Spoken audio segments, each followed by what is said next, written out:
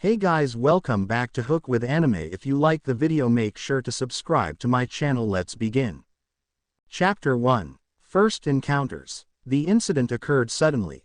For those witness to it, it was a normal day, a school day, at that. Students and teachers gathered for their early morning homeroom in the glass tower home to an alumni of famous students. It was a calm day. An exceptionally normal, boring day, as days tended to be at school. For the witnesses of the incident, the day would be an omen of extraordinary experiences to come, both good and ill.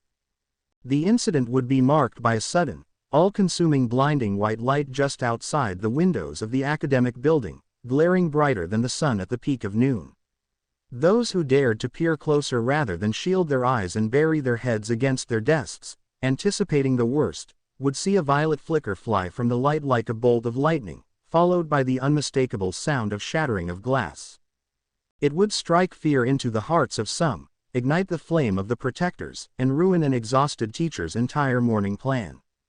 However, for Yaoyorozu Yuhi, a young shinobi of the Leaf Village and descendant of the prestigious Uchiha and Nara clans, the incident, which was actually an accident, was less like jumping through a door and more akin to being dragged through it by a monster. One moment she was on solid ground, the next she was being yanked by an invisible force and flung like a rag doll through time and space, rapidly reappearing above ground at a high velocity. She felt the familiar flutter of her insides associated with falling from great heights.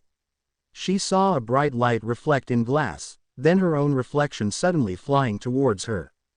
Ah, crap. Or, well, that's what she tried to cry out. There wasn't time to curse. In fact, there was barely time to lift her arms to shield her face. By the time the word, "ah," left her mouth, she was shooting through the tall rectangular pane of glass with velocity and force that would leave cannonballs envious. If cannonballs could feel envy, anyway.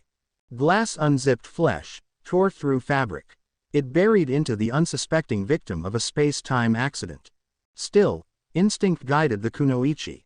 She kept her senses, rolled through her landing, spinning onto her toes and sliding over the tile floor, the tips of her left hand's fingers gliding over the surface. Her right hand, on instinct, immediately reached for her tanto and gripped the hilt as she slid to a stop.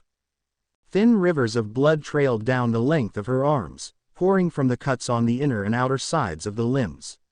She could feel the shards of glass embedded in her skin, feel warm blood dripping down the bridge of her nose to her chin, down her legs and across her torso. Something had gone wrong. It didn't take a genius to know that.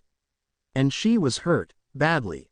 The glass had torn straight through her purple tank top and the mesh armor she wore beneath it, designed with a single long sleeve covering her left arm and sleeveless on the other. The long sleeve hid the brutal scars that now rested beneath it, scars carved by lightning nature chakra in a sacrifice to save an enemy named Haku, a kindred spirit in this cruel world of shinobi. Quickly she pressed her hand to her forehead, feeling the cloth of her precious bandana, colored purple like her tank top. Sewn on the inside was a promise left behind by her beloved cousin and big brother, Shisui Uchiha, "I'll always be with you." No tears, it seemed, but she'd check it more thoroughly later.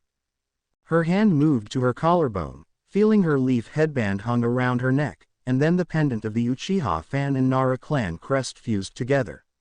Both were still there, intact. Her black shorts and sandals were more or less unscathed, she noted with a quick glance. Overall, not too bad. If she ignored the blood and pain. There was a reason shinobi didn't dive through glass windows without breaking them with a ninja tool or explosive first. And this was it. She needed to figure out where she was, assess any possible threats.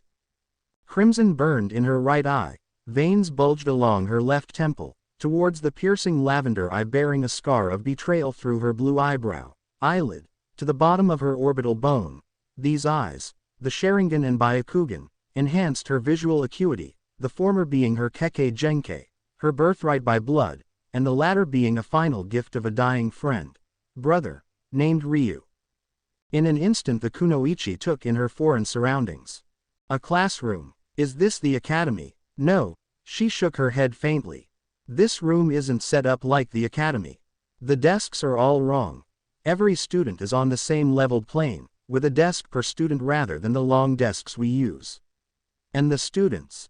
They were caught in varying states of shock or hiding behind flipped-over desks to escape the shower of glass she caused.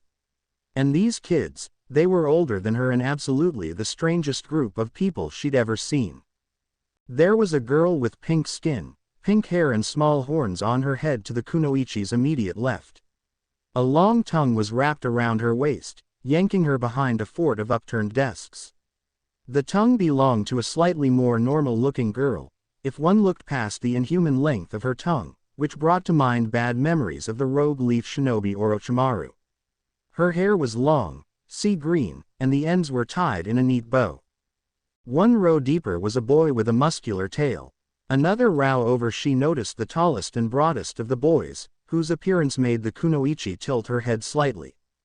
Was he a super fan of her sensei, Kakashi Hatake? He wore an almost identical mask.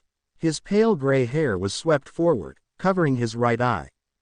The boy huddled his towering frame defensively over two people. The first was, to the naked eye, either a pair of floating clothes with a female anatomy or an invisible girl. The other was an almost completely normal girl with dark purple hair stylized with an asymmetrical fringe, almost normal except the long, tube-like earlobes bearing some sort of body modification attachment at their ends.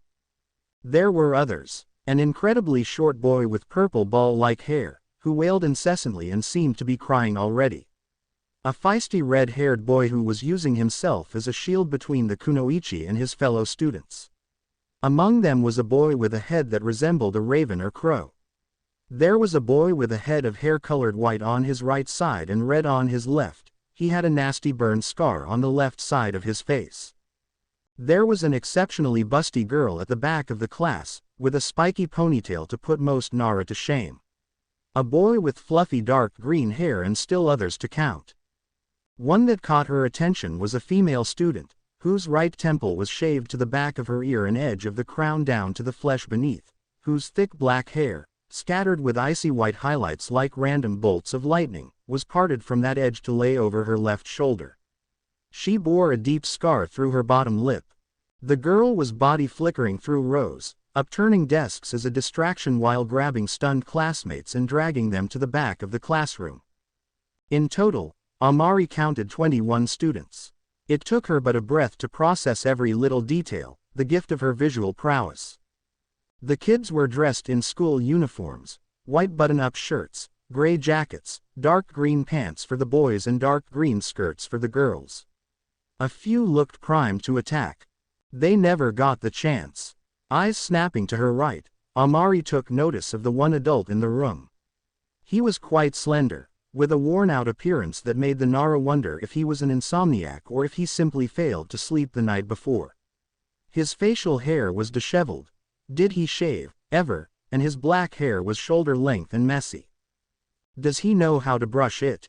To top it all off, his black outfit looked pretty ragged, as if it was his one outfit to wear day in and day out except for the odd occasion when he washed it. It was a black long-sleeved shirt and black pants, which he tucked into his boots. One distinguishing feature on his face was a scar below his right eye, over his ocular bone. At that moment, when they locked gazes, his eyes flashed red. His mess of hair stood on its ends. Amari's dojutsu deactivated on their own, her chakra suddenly disrupted as if he'd shut off all of her chakra points. Not good. The adult grabbed the grayish cloth scarf, bundled together like mummy wrappings. Clever move, villain, he spoke in a dangerous tone which resembled elite jonin like her sensei, her adoptive mother Kurenai Yuhi, and Asuma Sarutobi when they battled the Akatsuki together. He launched the scarf at her, and it reacted unlike any piece of cloth she could recall seeing. It snaked around her body, controlled like the chakra threads shinobi of the Sand Village used to control their puppets. But not clever enough. Hey, wait a minute, she pleaded. Leaping with physical strength and speed, she was thankful Kakashi and Kurenai forced her to build up. She evaded the scarf weapon, flipping back and up onto the tall door behind her, then quickly pushing off again to reach the ceiling, evading the other end of the scarf. The disruption of her chakra made it impossible to stay connected. Grunting, annoyed, she shot off the ceiling at the adult, intent on ending this fight before it could escalate further. He surprised her with a fluid evasion, sidestepping her attempted tackle. Conversely, she surprised him with her agility as she landed gracefully, rolled away from his scarf weapon, rose and blocked his flying knee. Amari slid back, pieces of shattered glass parting behind her heels, crunching beneath her sandals.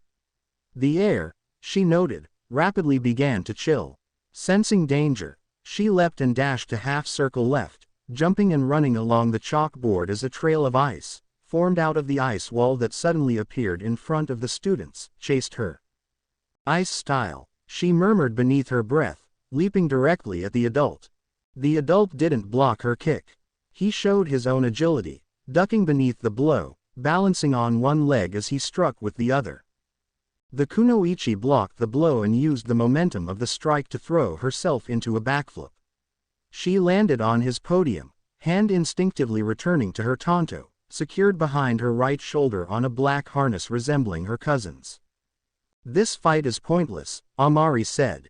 "Yield. I don't want to hurt you if I don't have to."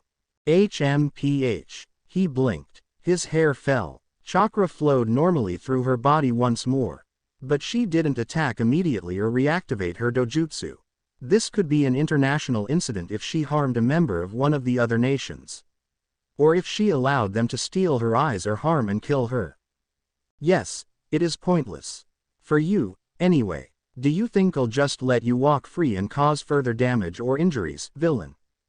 He's stalling, she recognized. I don't think I saw him blink that entire time, so.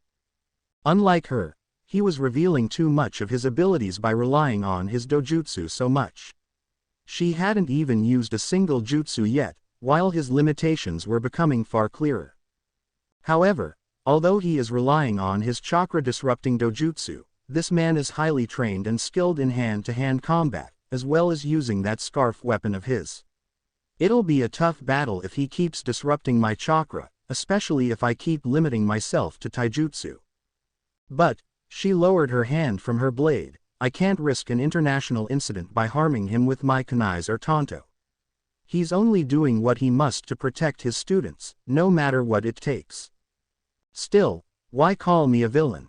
It's so strange. He's not wearing any headband I can see, and he hasn't made mention of mine. Is this a shinobi village? He would have called me a leaf shinobi by now, right? Or said something about my Sharingan and Byakugan. Her bandana wasn't covering her left eye. She hadn't seen the need to maintain its secret when training alone. What did she do then? Attack, defend. If this was like the Academy of the Leaf, then reinforcements were surely on the way, which ran the risk of being captured or killed by these foreigners. This is such a drag. How did I end up accidentally traveling between nations? Arg, and I seriously thought I finally figured out how to use the flying Raijin, she groaned internally. I find your use of the word villain to be archaic, honestly, she replied steadily. And insulting. Hero, villain. Those words are subjective constructs, defined by whoever is writing the narrative. Our world isn't that black and white. She cast a quick glance to his students. If that's what this nation is teaching its next generation, that they are heroes and whomever they fight are villains, then this is a nation of fools. The teacher narrowed his eyes at her but said nothing. It's naive to believe you can divide people into such definitive factions. Life's a lot more nuanced than that, she said. I've met demons and so-called monsters, and every single one of them had hopes and dreams. They had hearts. They were all human. Flawed, maybe, but we all are. They weren't unworthy of redemption, like this society of heroes and villains you see. An interesting thesis, kid. I might have given you extra credit for the well-constructed lecture. Unfortunately for you, this isn't a philosophy class. The teacher grabbed his scarf. It's only homeroom. His eyes flashed red again. His hair rose. Despite her injuries, Amari smirked. She kind of liked this guy. Unfortunately for him, she hadn't only written a lecture for this class, but also a theory on how his dojutsu worked. And she was confident she had a definitive conclusion. Consider my lecture free of charge, sensei, she replied coolly. This kid, he smirked. Damn villain, I'll kill you. The shout came from a student. A positively feral student with ash blonde hair and darkness in his crimson eyes. Stay out of this, Bakugo. The teacher warned. He was ignored. An explosion erupted from the feral student's palms, some sort of keke genkai Amari didn't recognize from any of her studies. He launched into the air, over the ice barrier and drew his right palm back, crackles of a new explosion already beginning to form on his palm as a twisted grin pulled onto his face. The twisted grin became a barely uttered gasp of pain, drowned out by another, smaller explosion. Smoke and ash filled the classroom and Amari's nostrils, but she was undamaged. Suspecting further interference from the students, she had been primed to move at a moment's notice. The feral student hadn't expected that. He thought she was distracted, so he tried to make a name for himself by defeating the intruder. A costly mistake. She launched from the podium with greater speed of a trained shinobi, caught his attack arm by the wrist, smashed his insides with a crushing blow and twisted his hand to face his torso. The explosion, while small, sent him flying back over the ice wall. Not unconscious, just pissed off. Amari landed back on the podium with grace. Kachan. The dark green-haired boy cried out. I'm not finished with you yet. He bellowed, aiming one palm at her and the other at the desks and students below him. Boys and their fragile egos, she muttered, prepared to evade. She didn't have to. The teacher's eyes flicked over to his student, cutting off his jutsu before it could launch again. What my queer. He crashed to the floor unceremoniously. The teacher's decision to look away was a mistake. Her chakra returned. Disappearing in a blur of speed, Amari rushed around the adult, slid the door open and shut it behind her all before he could set his eyes on her again. The teacher cursed beneath his breath, then declared the student, Bakugo, would receive detention for his reckless actions. An alarm, she realized at that moment, was blaring through the building. He has a dojutsu that disrupts chakra flow, she panted. Warm blood slid down her skin, tickling her as it dripped and plopped onto the floor. She leapt with chakra to the ceiling, connecting to it and rushing away from the doorway. He called me a villain. So did his student. His student has an explosive keke genkai I've never heard of before. Another has real ice style, like Haku. She dashed towards a set of stairs, ignoring the pain of her injuries and the headache-inducing alarm. Behind her a door slid open roughly. Then her chakra was disrupted, again. Damn it, she hissed, flipping out of the fall and landing on her feet. And he isn't wearing a shinobi headband anywhere to signify his village. I checked with my Byakugan and I don't see one. What does that mean? Am I in a smaller nation? Amari leapt down the flight of stairs, turned and leapt down another into a new hallway. She scanned the area, head and eyes turning and flicking in all possible directions. Which way? Did she follow the stairs down, jump out another window? Where would reinforcements look for her? Where was she even? But those strange attributes of his students, could it be unknown keke genkais? How could one small nation have so many in one place? And why are there so many windows? No one in their right mind would have this many structural weaknesses in a shinobi nation academy. It was asking for trouble. An invading force would. Yahhhhhhhh. The amplified scream shook the entire hallway. The glass vibrated violently, it shook and trembled on the verge of shattering. Amari cried out in pain, hands flying up to cover her ears in vain as she collapsed to her knees. She grit her teeth, face scrunching. Too loud. Is this a sound village gadget? Grr, air, she groaned, vision fogging. I feel like I'm going to pass out. Have to keep moving. Pushing onto her feet, she tried to body flicker again. Nothing. It's that dojutsu again, she hissed when her chakra refused to function properly. The piercing, faux rock star yell ended as she staggered towards the stairs. At that moment, cloth wrapped around her left wrist and tightened into something akin to steel. It tugged the weakened kunoichi chest first onto the cold tile floor. Nice work, Mike, the first adult she encountered, thanked the faux rock star. No problem, Eraserhead. He sounded like he had more exuberance than Might Guy. However, the Uchiha, full of simmering anxiety, physical pain and withering patience, was done playing games. She was furious. Where? Amari growled, slowly rising back to her feet. The hell? She gripped the stiff scarf in her left hand, locked eyes with the pair of adults. Am I right now? The disheveled teacher was joined by a man wearing an ensemble of black leather, the studded jacket of which he upturned the collar of. He also wore sunglasses indoors, strangely enough, and spiked his long blonde hair upwards in a huge tuft. They both looked at her suspiciously. Then they began to feel it. The air chilled, thinned. Killing intent flooded the hallway, constricting around them. They grew tense. The alarm blared incessantly. What shinobi villages are you from? What nation? You can see my village displayed right here. She pointed to the headband hanging around her neck. I get it. I flew through that glass window without warning, but I assure you it was an accident. And yet you dress like an obsessive fan of the hero killer, Stain.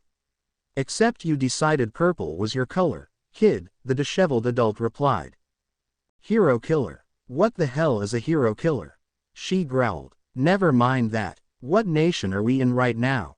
You're not the one asking questions, villain. On the contrary.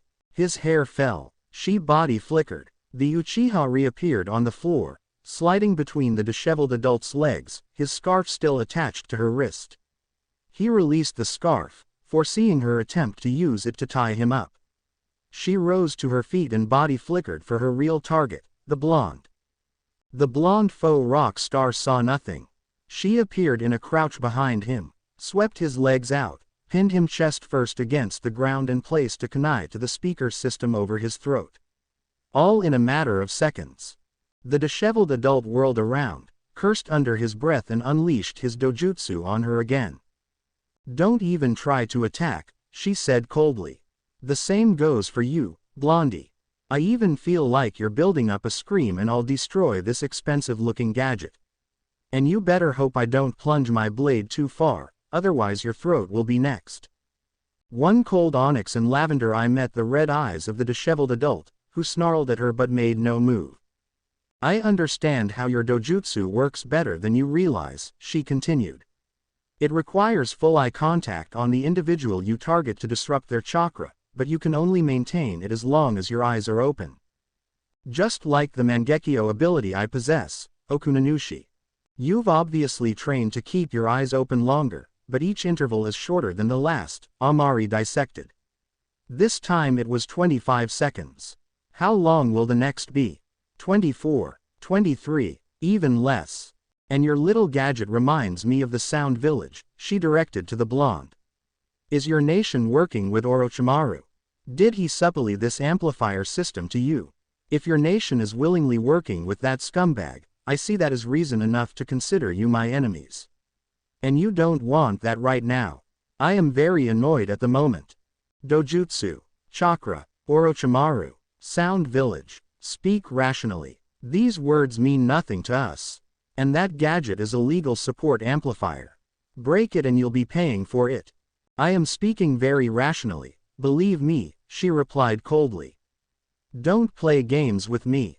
The power in your eyes is an unknown dojutsu, it disrupts my chakra when you look at me with it activated. I don't know where in Japan you're from, kid, but my ability isn't called a dojutsu. It's called a quirk. Japan, she repeated, ignoring the sinking feeling in her gut. Is that the name of your nation? Yes, it's part of the continent of Asia, he drawled as if it were obvious. Amari narrowed her eyes. I've never heard of either of them. Then how are you speaking the language? This is the language of the shinobi continent. Now who's playing games? His hair fell as he shut his eyes, annoyed. There's no such thing as a shinobi continent.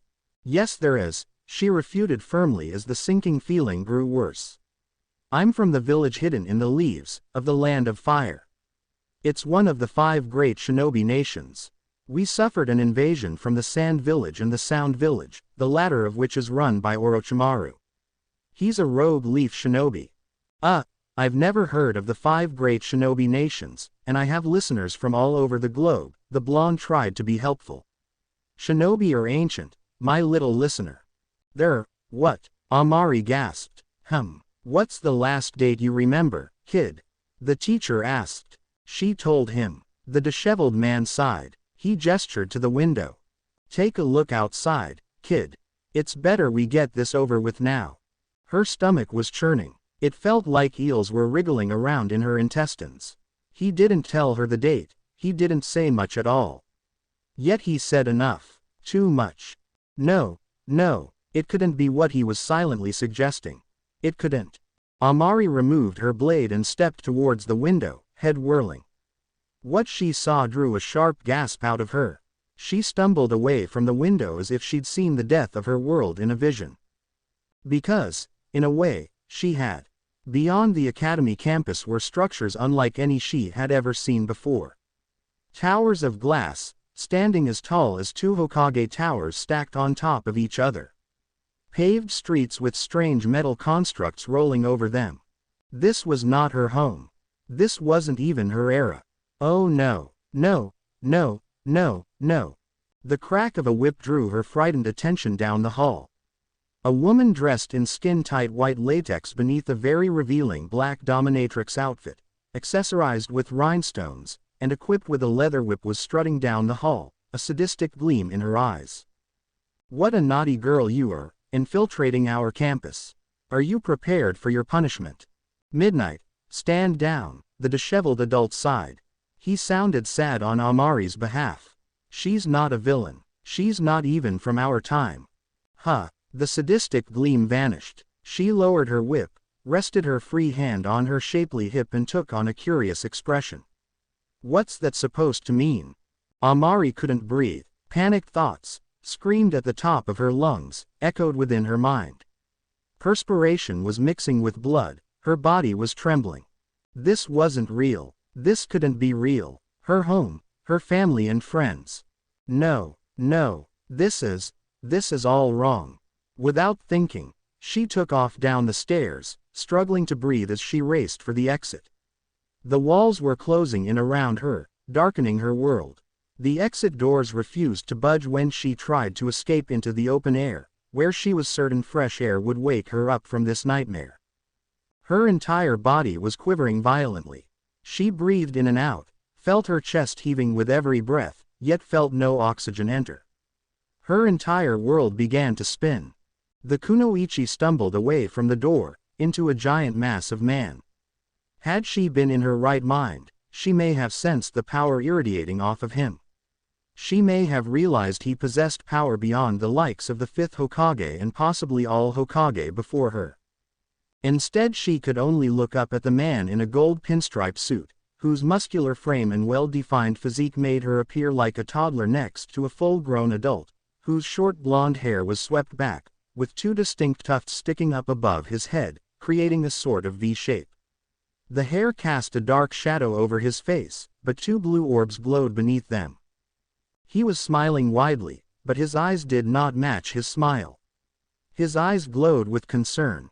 "Help me," she pleaded, eyes shimmering. Then Amari collapsed to her knees, unable to breathe, tears flowing freely from her eyes. She grabbed at her chest, feeling too tight to breathe, and let out a terrible wail of purest grief, agony and fear. The giant of a man, without a word, knocked her out with a chop to the neck. She succumbed to the piece of unconsciousness instantly, at which point he carried her to the nurse's office. Because that's what heroes did when a young girl cried out for help. They helped, dismissing the students now as irrational. The disheveled man, Shota Aizawa, known as the Erasure Hero, Eraserhead, leaned against the counter of the nurse's office. This impromptu meeting to discuss the child from the past consisted of himself, the principal of UA High School, the school nurse, Present Mike, Midnight and finally the #1 pro hero, All Might. Nimari Kayama, better known as the 18 and over only hero, Midnight, ran her hand, jingling with singular handcuff, through the varying layers of her spiky dark purple hair. After a soft sigh, she continued to gently scrub the blood stains off the child's arms, face, neck and legs. The school nurse, best known as Recovery Girl, was a short, elderly woman who was just below 4 feet in height. She wore a thoughtful expression on her weathered features, watching the discussion from her seat beside the bed. Present Mike, Hazashi Yamada, was surprisingly and pleasantly quiet, for a change. He leaned beside the door, lips screwed in a frown. Principal Nezu, a stout man who appeared like a combination of a white-haired dog, a mouse and a bear and was a full foot shorter than the nurse, stood with straight posture and his paws clasped behind his back. He was a rare case, an animal who manifested a quirk. All Might stood next to the window, his muscular form replaced by a lanky, painfully thin man. Such was his fate and his secret since the fight a few years back. They think we've been attacked by villains, Present Mike said. And it's possible someone from the outside captured a photo of that light this little listener appeared from. If the media catches wind of it, they'll turn up the pressure on UA. Then we control the narrative, Eraserhead countered. We tell that media circus that it was a support class accident, or a student playing an irrational prank on his fellow students and we've promptly expelled them for it. Most students didn't see what happened, so they can be told it was a drill. Only my class knows she exists, and if I tell them to keep it to themselves, they'll keep it to themselves if they don't want to be expelled. Classes should continue as usual. If we release them all now, then the media will know something serious occurred. You're not usually one to involve yourself with matters pertaining to the media, Aizawa. What gives? All Might asked curiously. He sighed. He found the media to be a tedious minefield best avoided or outright ignored most days. They got in the way of real hero work. Their irrational behavior could crucify even the most righteous of heroes if they thought it could advance their careers. So no, he didn't involve himself with the media if he could help it. This wasn't one of those times, unfortunately. If the world learns of this girl's existence, there will be chaos, he said. As far as we know, she has at least 5 quirks. One is a speed enhancement, another is the ability to connect herself to any surface, her right eye also changed color, her left eye transformed as well and the other is the ability to transport herself through time.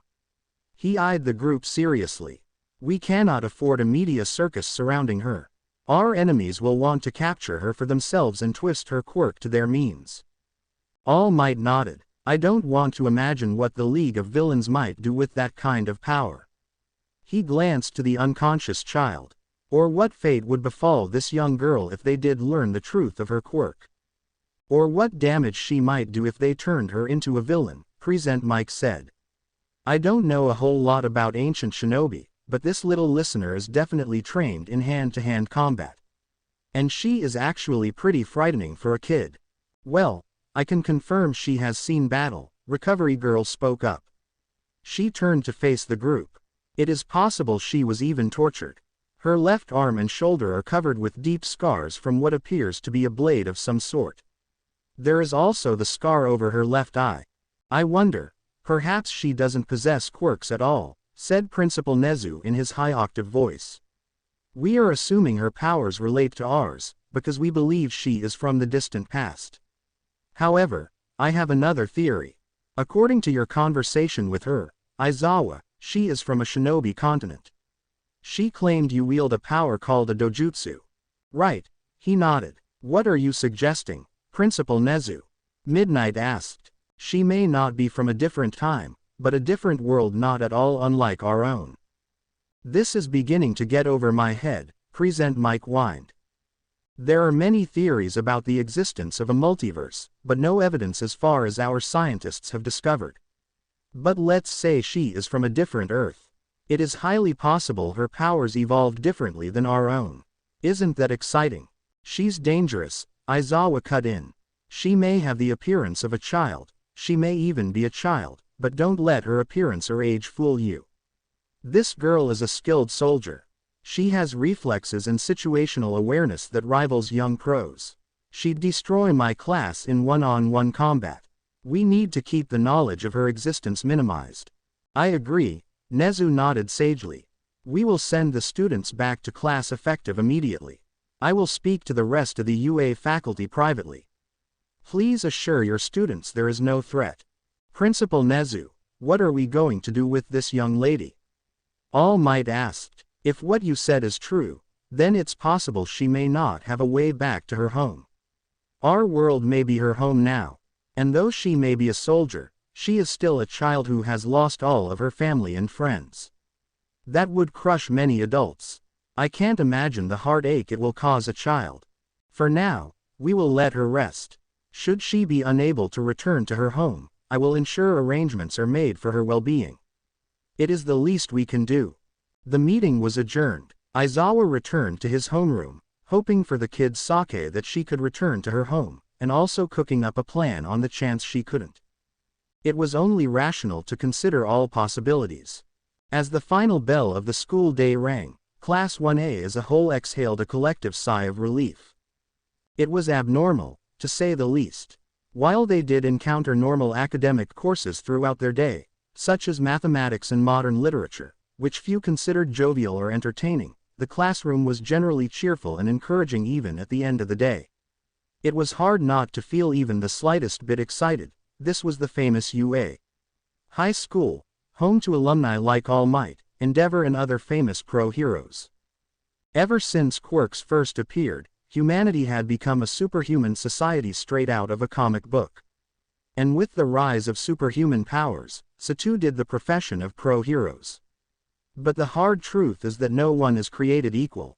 Even though quirks existed in the majority of the population, there remained a small percentage of people who were quirkless, powerless normal people who weren't gifted or special.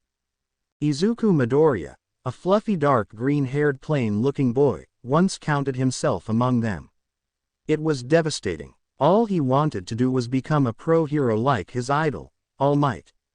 He wanted to save people with a fearless smile, but fate handed him a different set of cards. That is until the day his entire life changed. The day he met his idol, who told him the one thing he wanted so desperately to hear. Young man, you too can become a hero. Entrusted with his idol's special quirk, an ability that allowed the user to pass their amazing power onto a new vessel, he went from a quirkless nobody with a crushed dream, to wielding a quirk on the road towards his dream to become the world's greatest hero. It hadn't been an easy road so far. Inheriting All Might's quirk, One for All, didn't magically turn him into a pro. One for All was too much for his fragile body to handle at first, leading to many broken fingers, arms and legs as he tried his best to prove himself, to reach out to friends lost in darkness and defend others. Their first term was almost at its end. Their finals were right around the corner, and though that alone had been enough to fill some of his classmates with anxiety, the sudden appearance of a villain crashing into their classroom left them all on edge. This wasn't their first brush with a real villain. Between the incident at the USJ and the recent encounter with the hero killer, Stain, the members of Class 1A had witnessed the essence of true evil, survived it, if only by the skin of their teeth at times. Still, the classroom always felt like a sanctuary of safety, a place where no villain could ever hope to attack them. The teachers, a faculty consisting of pro-heroes, and the security measures around campus would surely stop them. None of them could anticipate a quirk like that girl's, one that seemed to vomit her out of a sudden burst of light. Warp quirks were extremely rare even in their superhuman society. Bad enough the League of Villains has one warp quirk user, now there's another, he thought as he looked at the taped-off window. And it looked like she inherited Stain's image, based on all those knives and the bandana. But, Midoriya frowned and lowered his eyes to his desk. In his mind's eye he saw her again, the wild blue hair reaching her waist, the youthful innocent face marred by a scar, and thwarted by the hardened eyes of a soldier. She was just a girl, younger than my entire class. I've met demons and so-called monsters, and every single one of them had hopes and dreams. They had hearts. They were all human. Flawed, maybe, but we all are. They weren't unworthy of redemption, like this society of heroes and villains you see. Her words left a dreadful knot in his stomach. It was the job of a hero to defend society from villains. But, was it wrong of him to want to save her? With her skill, her talent for combat and unknown quirk, she could be a rookie pro already, There was such a gap of skill between them and her, he could feel it. Yet she inherited Stain's image, not his ideals. Stain sought to purge society of who he deemed were fake heroes. The streets will run with the blood of hypocrites. Stain saw himself as a martyr, willing only to die by All Might's hand. But first he had to change society, return it to the path of being what he determined as true heroes. No fame, none of the money or the celebrity. Strangely, Midoriya understood his intentions, even if the way he went about them were evil. What were her ideals? What made her choose the path of villainy? Can she be redeemed, too? Midoriya, the aspiring hero, startled awake from his brooding, turned his head to his right, to the two friends standing beside his desk. Closest was Tenya Iida, the disciplined class president of Class 1A. He watched Midoriya with a concerned expression, pushing his square-lensed glasses up the bridge of his nose. The other, standing beside Iida with her hands clasped behind her back and a curious glint in her warm auburn eyes, was Ochako Uraraka, the first real friend he made at UA. "Are you okay, Deku?" she asked. "Oh, hey, yeah," he smiled awkwardly. "You're thinking about that villain, aren't you?" Iida asked. He sighed and nodded. "I know Mr. Aizawa said we should just forget about her. Or, well, said we have to forget about her. Their no-nonsense teacher threatened to expel them for speaking of the incident beyond the classroom walls. But, I suppose I still haven't processed it all yet." "That's perfectly natural," Iida declared, robotically chopping a hand through the air, his neatly parted short dark blue hair shifting with his movements. "The incident occurred without warning, and we were put right back to work as soon as it finished. Perhaps you should go speak with Recovery Girl. It may help." "No, it's nothing like that. Honestly, the intensity of it all hasn't really bothered me." "What are you talking about?" wailed a voice from behind him, small hands pushing against his back. Minoru Mineta, the shortest person in all of Class 1A, a friend and, well, he was best known as the pervert of Class 1A, too. "Unfortunately, how can you say that didn't bother you? I nearly peed my pants when she attacked." Also known for oversharing his bladder functions when under stress. "Grow a pair, you perverted crybaby," shouted Katsuki Bakugo.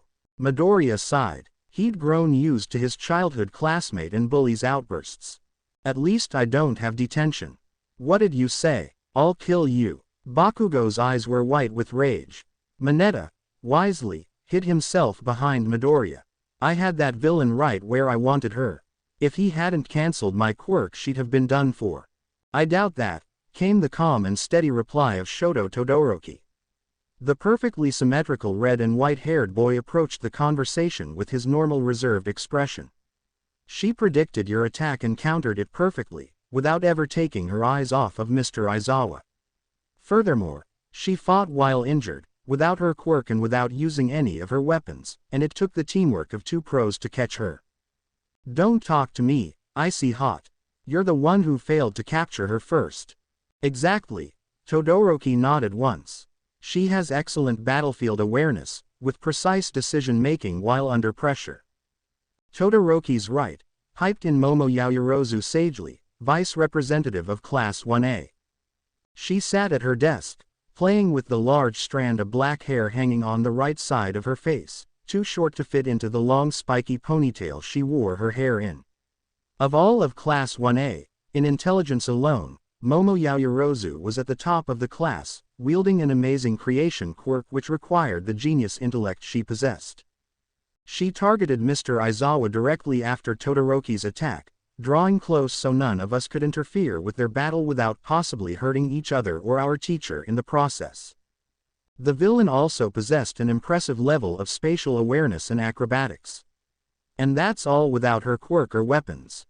Objectively speaking, I can think of only one student among us who may stand a chance alone. I think she would pick the rest of us off with how she countered Todoroki's ice perfectly, and then turned your quirk against you, Bakugo. "TCH, I'm with Yaoyorozu," Midoriya nodded. "Even with my full cowling, I doubt I'd have stood much a chance against her." He looked up at Iida, Uraraka and Todoroki. Although our individual quirks could work to overwhelm or catch her in one-on-one battle, like if Uraraka caught the villain with her zero gravity, or Todoroki was able to fight her on a battlefield alone, or even if Iida outmaneuvered her with his engine legs, but he brought his hand to his chin. In a way, that's also our greatest weakness. All of us rely so much on our quirks, even Mr. Aizawa. Versatile quirks like Asui's. I told you to call me Sue. The green-haired girl corrected from across the room, from the group of female classmates gathered together. Right. Sorry, Sue. Toru Hagakure and Mina Ishido, the other two girls, giggled. He swore they said his name and the word cute in the same sentence. Tsuyu Asui was one of the most level-headed individuals in the class, honestly. During the USJ incident, her emotional support helped Midoriya stay calm when they were surrounded by villains. But she was pretty adamant on her friends calling her Sue, and the boy was nervous by nature around girls anyway. This was a common exchange between them. He doubted he'd ever get it right at this rate. Talking to girls was hard. Like I was saying, he continued awkwardly, a versatile quirk like Sue's frog quirk, or Tokiyami's dark shadow or Kachan's explosion or Shoji's dupli arms or Jiro's earphone jacks or Ojiro's tail. Midoriya, you're beginning to list the entire class, Todoroki informed. Right. Sorry. It's just that everyone in our class has really unique and amazing abilities. And you're a massive fanboy, we know. That voice silenced him instantly. He peered beyond his friends, to the girl sitting on her desk. Around her were Kyoka Jiro, Mezzo Shoji and Fumikage Tokiyami, her seatmates and friends. Igarashi, get off your desk this instant, Iida demanded, hands robotically chopping the air like he was attacking invisible villains. Dude, chill, Kyoka Jiro replied with an easygoing smirk, twirling one of her long earlobes around her finger. I'm pretty sure this desk was in a dusty closet somewhere before she sat on it. That's not the point. Are you insinuating I'm fat or something, class rep? Wah. Iida looked absolutely appalled by the accusation. He rested a hand over his heart and gasped. I would never insinuate anything of the sort. I have nothing but the utmost respect for my fellow female academics. And, wait, you're distracting me. You know very well I meant nothing so scandalous and immoral. The girl with white highlights in her thick black hair chuckled deep in her throat, smiling mischievously as she always had. He's always so noisy, Tokiyami sighed from his beak. Must you provoke him, Igarashi? Must I? No. But will I? Now there is the titillating question, my melodramatic friend. Mineta, whisper the word titillating and I'll punt you out the window so fast you'll fly through time and space to a world where your balls won't grow back after they're removed. Midoriya heard the pervert gulp. He could almost feel him sweating, struggling immensely against his perverted nature. Jiro snickered behind her hand. Shoji smiled behind his mask. Yaoyorozu sniffed in disapproval at the pervert. Tokiyami shook his head at Igarashi, though he was obviously darkly amused. Todoroki didn't seem to care what happened. Fear was a powerful motivation, though, and if there was one female student Mineta feared, it was Igarashi. Now that he's dying on the inside, Igarashi continued, what was your analysis of the villain, fanboy? Fanboy. It wasn't a cruel nickname or hurled at him by her to put him down. But, Yukiko Igarashi was his first childhood friend. She had defended him from Bakugo's bullying for a few years, before she changed. He never blamed her for it. The death of her beloved father crushed his friend, left her broken inside. She stopped reacting to Bakugo's taunts, stopped running in to save him, stopped caring about school and life. One day she just vanished. He never knew where or why. Not until after the incident with the sludge villain, when a villain attacked the train he and so many others were riding on, derailing it completely. It was as he was hanging by his fingertips, holding a wounded child in one arm as the train car they were in was about to fall over the edge of a bridge that she reappeared. Yukiko Igarashi saved his life that day and the lives of many others, in an incident caused by a group of outlaws she once considered family. From what All Might told him, The group became divided between two factions, her honorable ideals and the new leader's grief-stricken ideals to make the world understand his suffering. Suffering Yukiko empathized with, but could not allow to corrupt the family she found. Young Igarashi tried her best to steer him away from darkness. He recalled his discussion with All Might. But, in the end, she realized it was impossible. So, she made contact with my smaller form, believing me to be a former sidekick of her father's. Why would she think that? Her father was a valued friend. He was a good man, a true hero at his heart. When I finally found the courage to approach her, I had already sustained my injury and she knew All Might was unable to save her father. I feared she'd reject me as All Might, so I approached her in my injured state, told her I was a retired sidekick of her father's. Oh, but, how did you know she needed help with the outlaws? I didn't. I went searching for her at the behest of her sister, who had grown worried over what path young Igarashi was embarking on.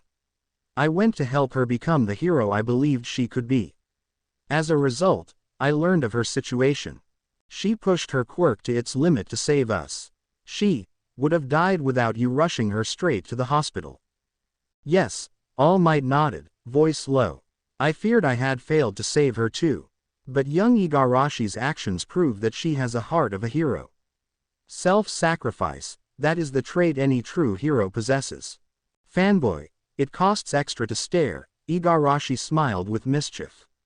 Midoriya felt himself blush. He averted his eyes. You have everyone here on the edge of their seats, willing to listen to you ramble on. Don't leave your audience waiting.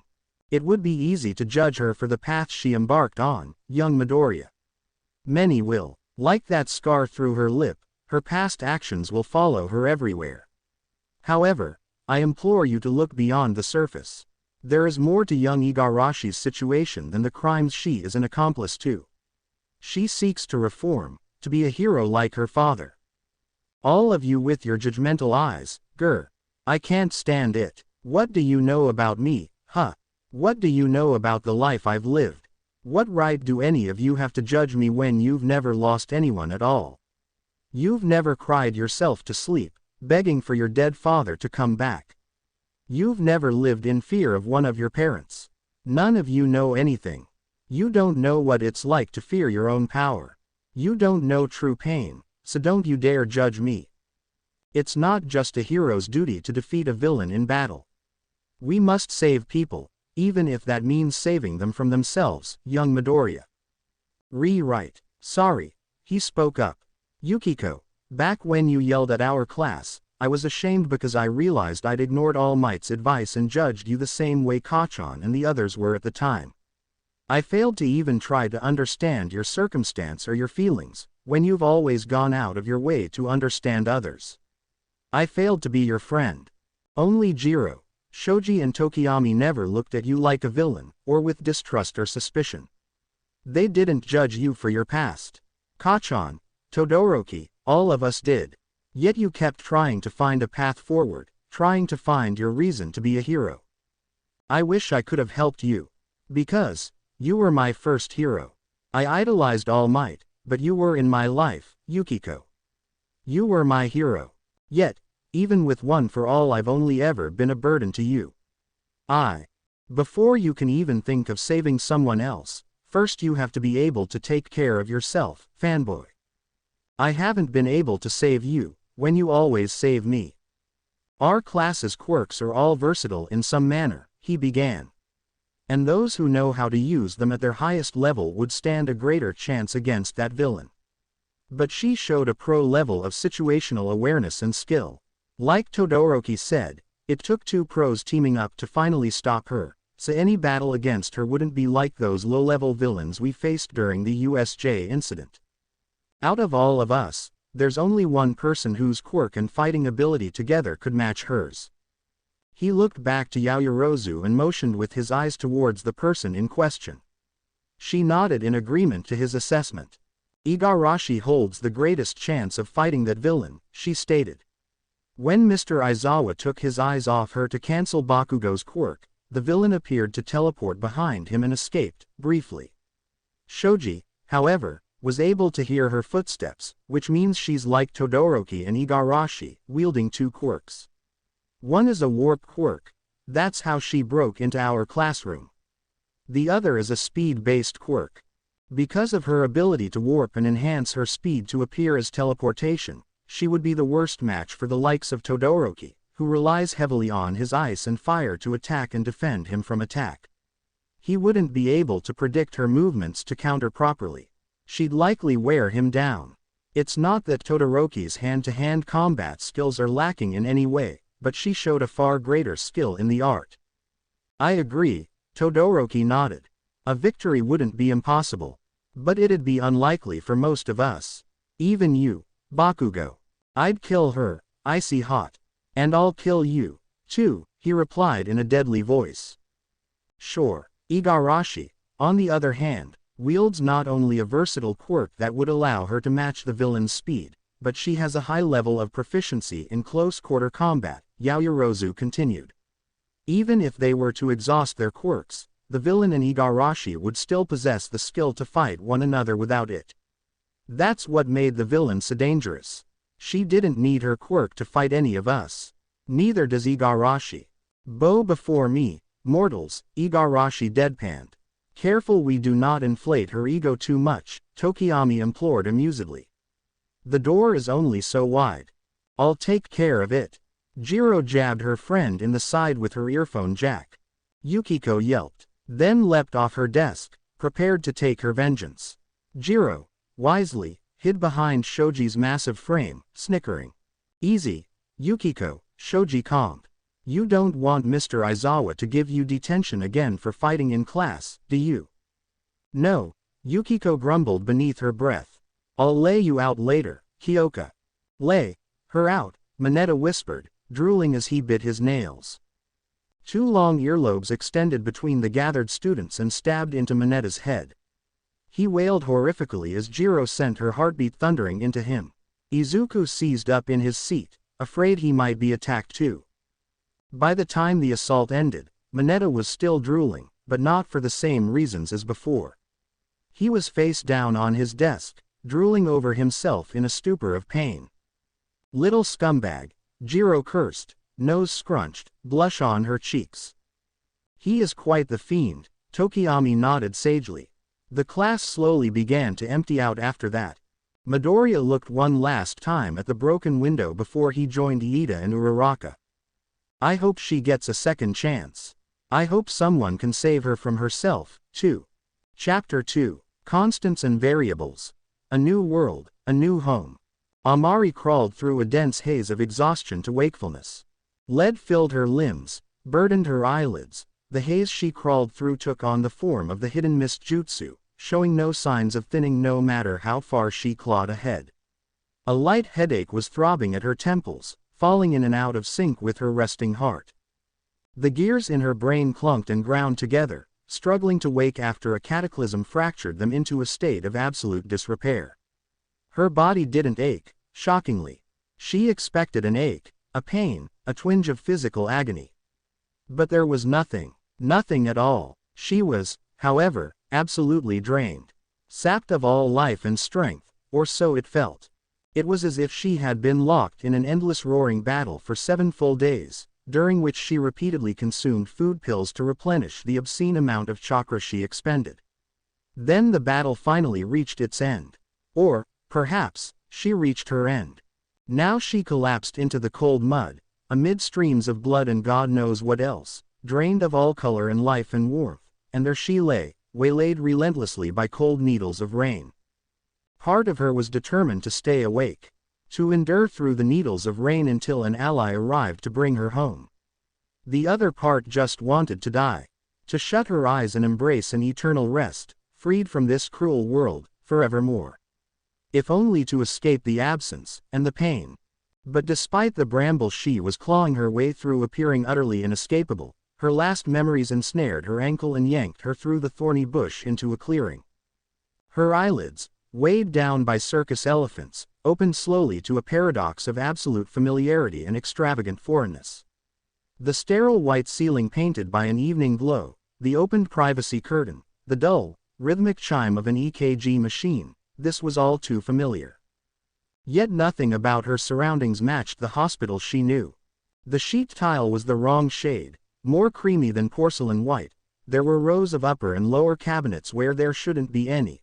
The window didn't frame the skyline of the Leaf Village, instead framing some other foreign grounds she did not recognize.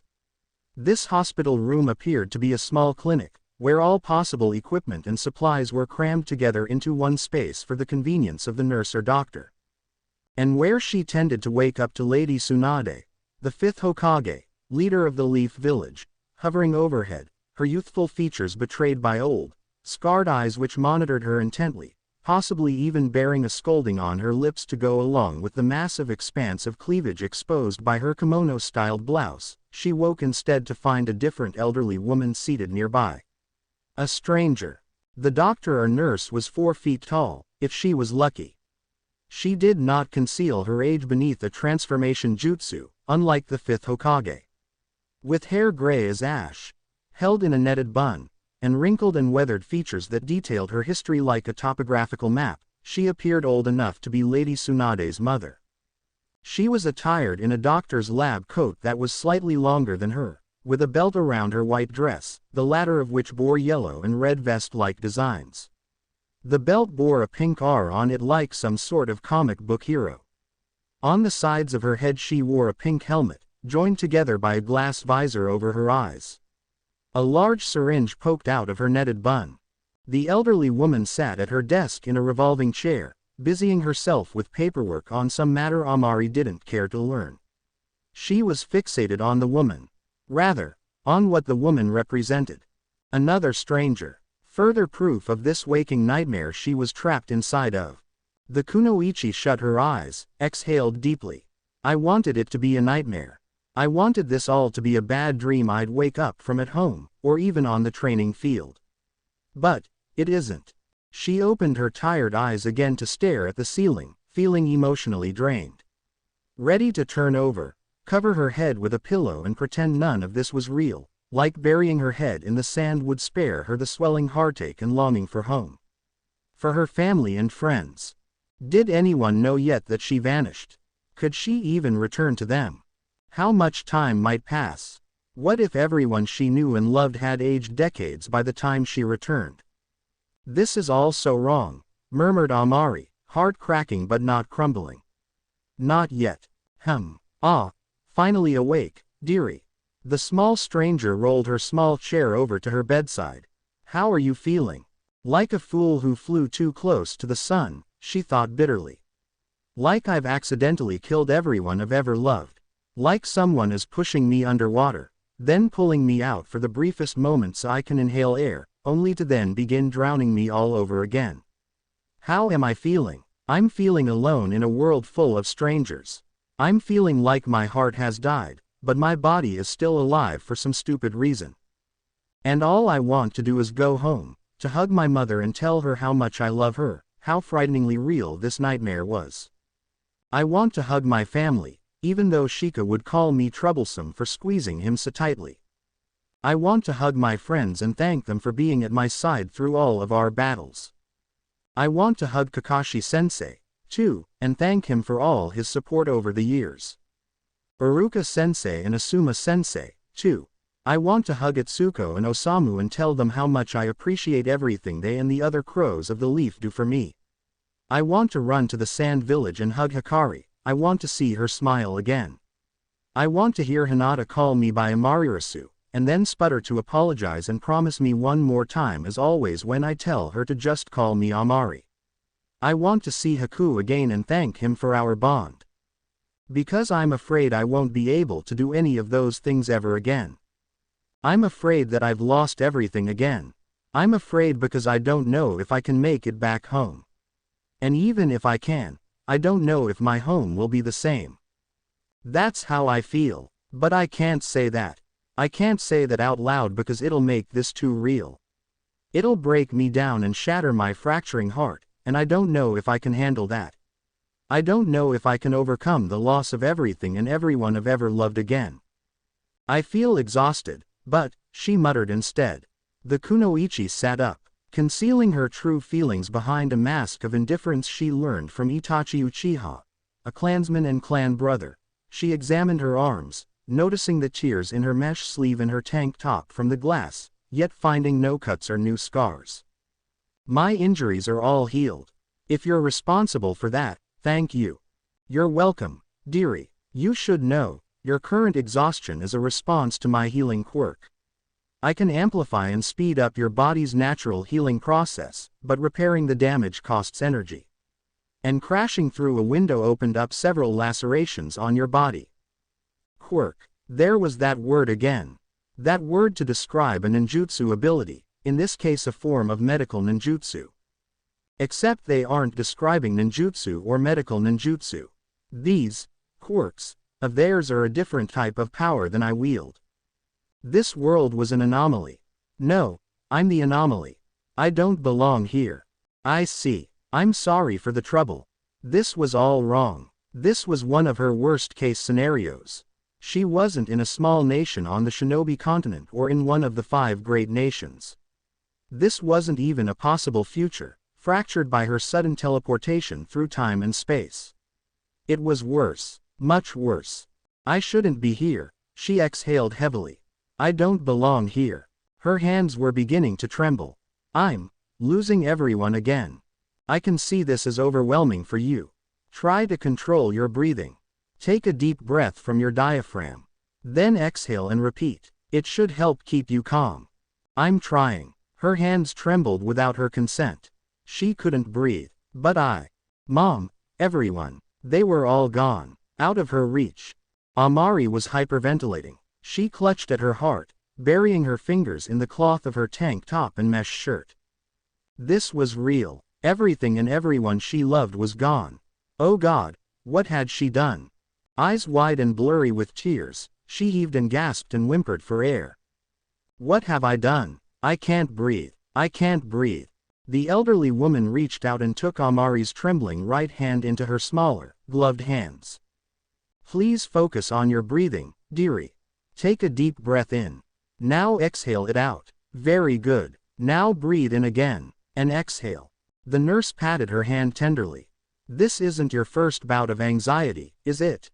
The kunoichi shook her head, unable to speak through the knot in her throat. It isn't your first time losing loved ones either.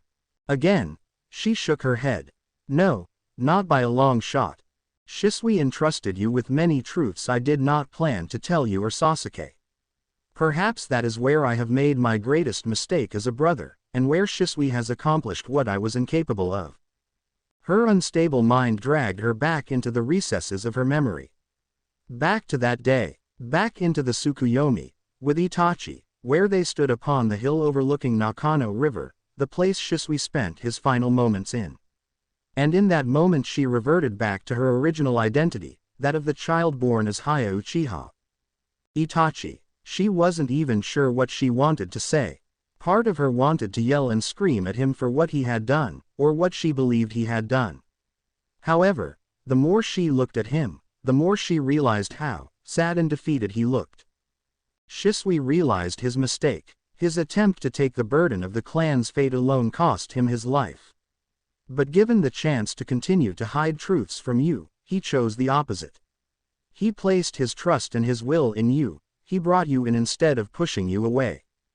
Itachi's eyes lowered. I've only ever pushed Sasuke away, out of hope I could protect him from darkness through lies and half-truths. But if I had been honest with him from the start, if I only brought him in instead of pushing him away, I wonder what could have been different. Then why admit this to me and not him? Because I'm choosing to place my trust in you as well, Itachi answered. Do you know why I spent so much time lecturing Naruto and Sasuke? I know you were awake to hear it all. Haya felt her cheeks flush in embarrassment. She'd been too exhausted to move after their futile battle, lying in the hallway of the hotel Naruto Uzumaki and Master Jiraiya had checked into. Even with the Mangekyo Sharingan awakened and 3 elite Jonin in the form of Kurenai, Asuma, and a heavily weakened Kakashi doing the primary fighting, it wasn't enough to hold the line long enough for reinforcements against 3 S-rank criminals like Itachi, Amy, and Kisame Hoshigaki. And, in the end, the Akatsuki captured her, using her limp and unconscious body to escape Might Guy, Hana Inuzuka, and her younger cousin Mimi Inuzuka, a friend, fellow future guardian, and a sister in everything but blood to Haya. She hated they'd used her as bait. Hated that she couldn't do anything to help Naruto or Sasuke. Nothing except this, taking Sasuke's place. Or, at least, that's what she thought she was doing. Now, it seemed, Itachi had other plans all along. While you still have much to learn, you have a firmer grasp on who you are and who you are not. For one moment you lost that today. For one moment you embraced the curse of hatred. One moment, when he unlocked her memories of Shisui, hidden behind his genjutsu, the light in her heart turned black. The Mangekyo unlocked, and then, at her darkest moment, the space-time seal her mother placed on her long ago activated, encasing them all within a bubble where time ceased to move. And within it, Shisui, her big brother, returned to life for a brief moment in the form of pure chakra. You will always mean everything to me, Haya. Never forget that. His warm words pierced through the walls she'd tried to erect. Walk your path with the courage I know you have. Haya flinched, grimacing at the memory. Trust in your heart and your eyes, they'll lead you through the darkness. You can do it, I believe in you. Please, she begged her mind, just stop. I can't. Of everything I ever accomplished, Shisui said, of everything I ever did, being your hero will always be my greatest achievement. I'm so happy I could be your cousin, little sis. I was happy to be yours too, big brother, she thought, repeating her own heart-broken words. I love you with all my heart. And I love you with all of mine, little sis. Thank you. She could see him disappear again in her mind's eye, the ethereal glow of chakra flowing into her with his final words and love entangled in them, for everything. It took everything she had not to break down again. After a long moment, she raised her eyes to Itachi and said, Naruto and Sasuke, you were trying to teach them. Precisely, Itachi nodded. He waited patiently. He knew the suffering she was feeling, he knew it all too well. Naruto must mature if he has any hope of defending himself from the Akatsuki. And Sasuke must abandon his hatred. If someone as pure as you can become corrupted and blinded by the curse of hatred, I fear my attempt to focus Sasuke's hatred on me will inevitably turn him into someone our parents would not want him to become. This was all making her head spin. Yet she was beginning to see the bigger picture previously hidden from her sight. You and Amy, she shut her eyes and furrowed her brow in heartache. Now I get it. The paths she tried to make me choose from, she was giving me the slightest hint at what you two went through. You had to choose a path where either nothing you did was right or nothing you loved was left. So you're both still. This is the burden we must carry, Itachi stated plainly.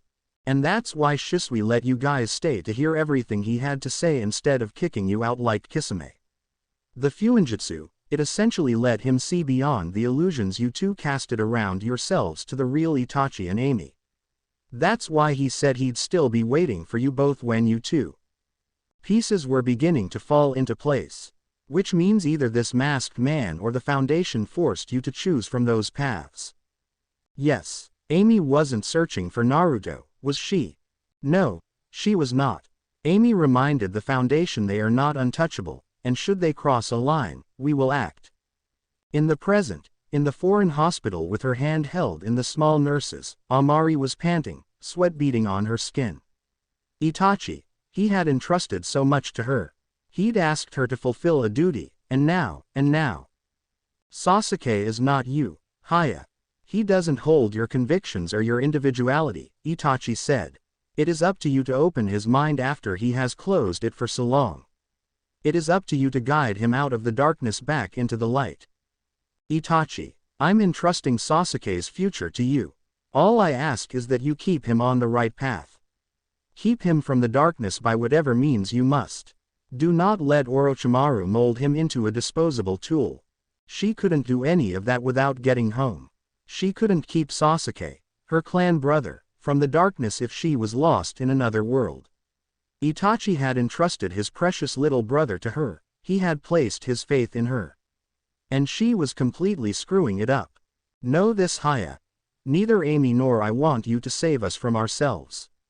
We are on our path for a reason, just as you and Sasuke have paths of your own to walk. This isn't just about you or Sasuke or even us. The Akatsuki, the Masked Man and the Foundation all pose a threat to the shinobi world. You and Mimi Inuzuka have already positioned yourselves as the next generation's guardians. You two must continue to inspire your peers to become greater than they are. It is the only way they will survive what is to come, should the worst happen. Amari's fingers curled deeper into her shirt. She held the small woman's hand beneath white knuckles, eyes wide and sweat pouring down her face as she breathed heavily. The kind old woman was trying everything she could to speak in calm voice, to coax her to breathe in control, but she couldn't know, everything racing through the fracturing mind and shattering heart of the young Kunoichi. This is our path. For Shisui, for you, for Sasuke, we must keep walking it. Their path, to live bearing the blood of their clan on their hands and walk through darkness, was forced upon them by the Foundation. They were forced to make an impossible choice: kill their clan and spare only Sasuke, or die in the wholesale slaughter of the Uchiha clan the Foundation planned. That was the deal, yet Itachi and Amy altered it without the Foundation's knowledge, sparing her life, protecting her as Shisui had pleaded with them in his final moments. Has this ever happened to you before? The nurse asked, in search for information or some other way to get through to her. Amari couldn't say. No, she choked out, tears stinging in her eyes. I don't know, I don't. Easy. Breathe with me, and remember, it's okay to cry, dearie. Amari's heart shattered. I didn't want this, she whispered, tears rolling over. This wasn't what I was trying to do. I believe you. Ragged sobs she tried to hold in shook her body. Hot tears she had tried to build a dam in front of tore through the weak walls and poured like endless, salty waterfalls of grief, streaming down her cheeks, dripping off her chin and jaw, sliding down her neck. The kunoichi curled inwards, hunching as her whole body trembled. She hated herself for sobbing brokenly in front of this stranger, hated that her mask cracked and shattered so easily. She was supposed to be stronger. She was supposed to be a shinobi. Yet the human being beneath the soldier, the teenage girl who loved her precious people and home so strongly, couldn't bear to maintain a facade of aloof indifference and cold strength. Not when her home was out of reach. However, although Amari hated herself for crying, she also appreciated the kindness of this elderly woman, who showed sympathy to her when she owed her none of it. Having even her tiny, old hands as an anchor and her calm voice to guide her breathing through a runny nose and streams of tears helped her feel less alone.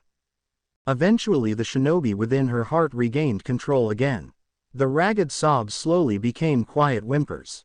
Then sniffles. The broken dam was repaired and fortified.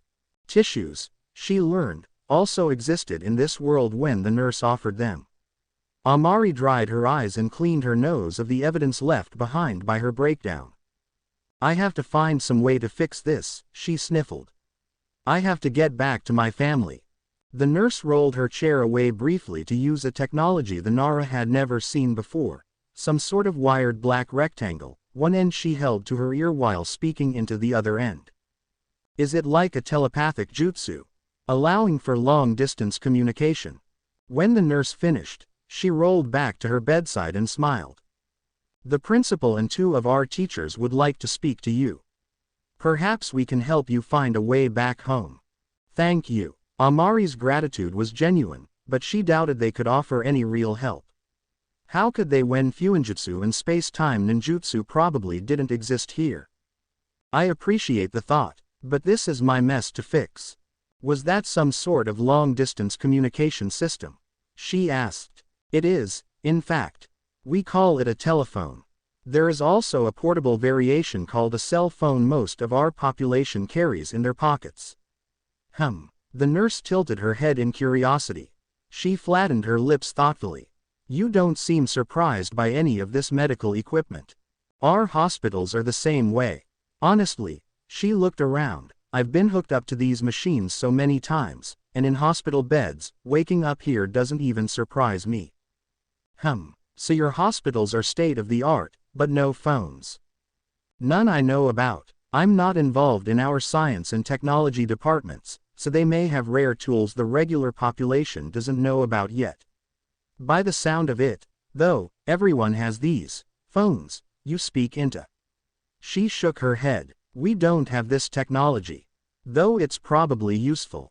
When individuals aren't addicted to them, certainly. Addicted? How could anyone be addicted to lifting something to their ear? Asked the Nara, perplexed by the thought of it. How could communicating through any medium be considered addictive? Cell phones are capable of more than instant communication. If you're here long, I'm sure you'll understand.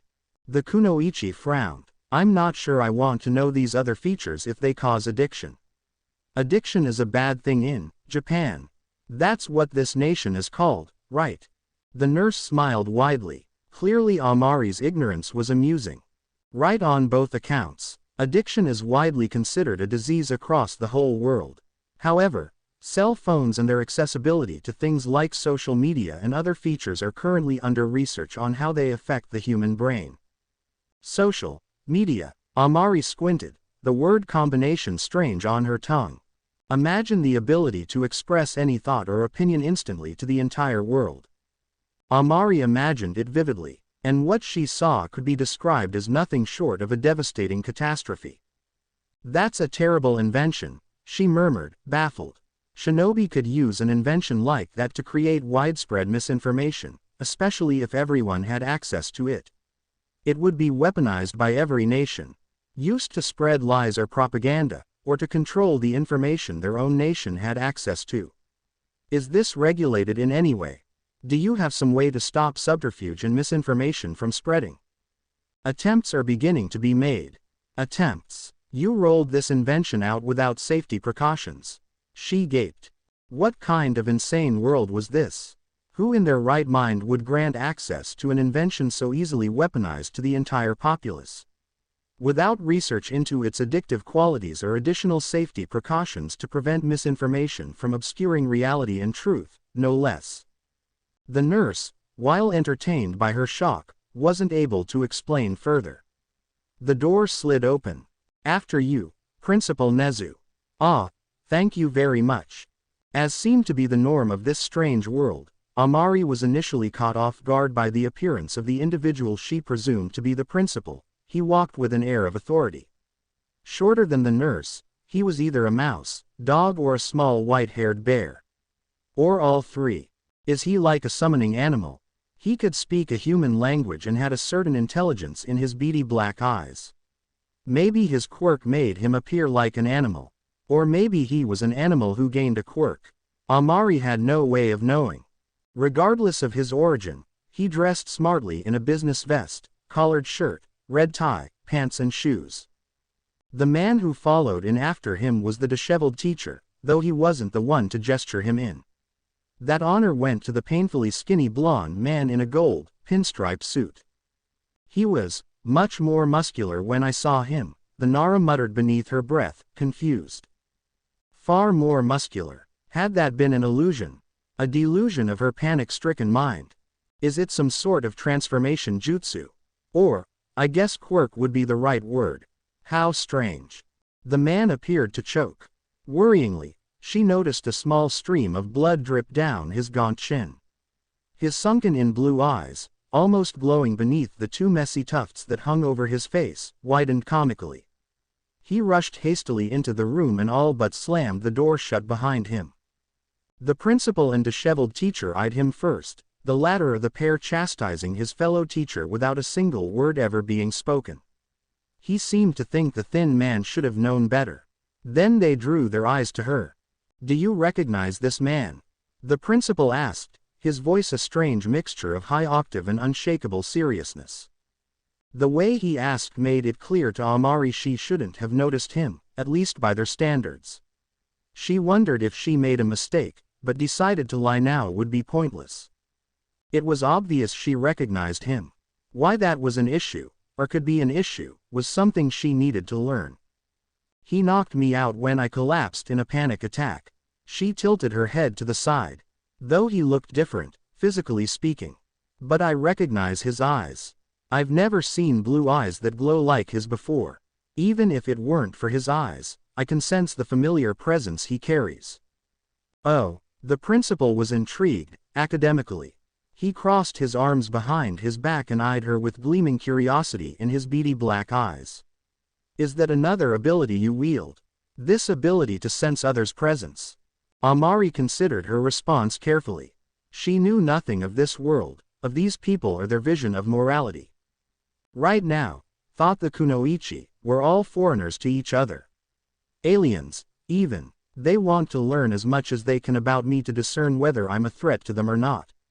And I want to learn as much as I can about them on the chance they're a threat to me. Divulging intel, especially personal details about her abilities, to unknown entities was dangerous. Dishonesty and silence, unfortunately, would paint her as an incooperative threat, and likely result in further interrogation. And they did heal me. They haven't restrained me, either. They've only taken my Tonto, pouch and ninja toolbox. Small details, but important. Where I'm from, she began, it's called being a sensory type. We can sense chakra signatures, which are unique to each individual, and those who possess incredible power stand out significantly. Chakra signatures, the principal repeated. From the looks on the other three strangers' faces, they didn't recognize the term. This time the words were strange for them. Chakra is essential to life, at least where I'm from. Every being possesses some degree of chakra, which circulates through our body through our chakra networks. It's like a cardiovascular system. If we use up all of our chakra, or have it drained from us to absolute zero, we die. Sensory types can essentially feel the presence of others. Your world might liken it to a sixth sense, only sensory abilities can be strengthened and refined and actively used. And, as I said, each chakra signature is unique to an individual. It's a part of us. It reflects us, our personality, our feelings. You could say it reflects our hearts, or souls, and the color of the chakra is unique to the individual too. A sharp enough sensory type might even recognize that two individuals are related because of similarities in their chakra signature. Does that make sense to you? Absolutely. The principal's sudden exclamation and excitement caught her by surprise. So, you were able to sense All Might, then, even in his injured form. What do you feel from All Might, if I may ask? All Might, she tilted her head and looked at the emaciated man. Is that really your name? More of an alias, he smiled kindly. I admit, I'm curious to hear what you might sense from me, too. Amari indulged their curiosity, hoping it might help her learn the kind of man she was dealing with. Shutting her eyes, she reached her senses out to him.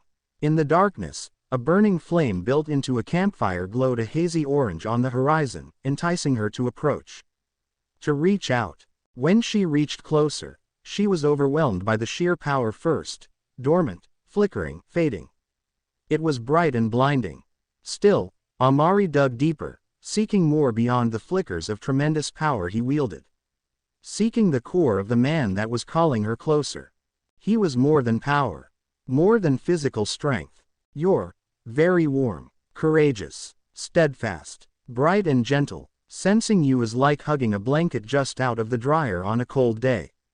I feel hopeful, instead of full of despair. The light in you is so blindingly bright.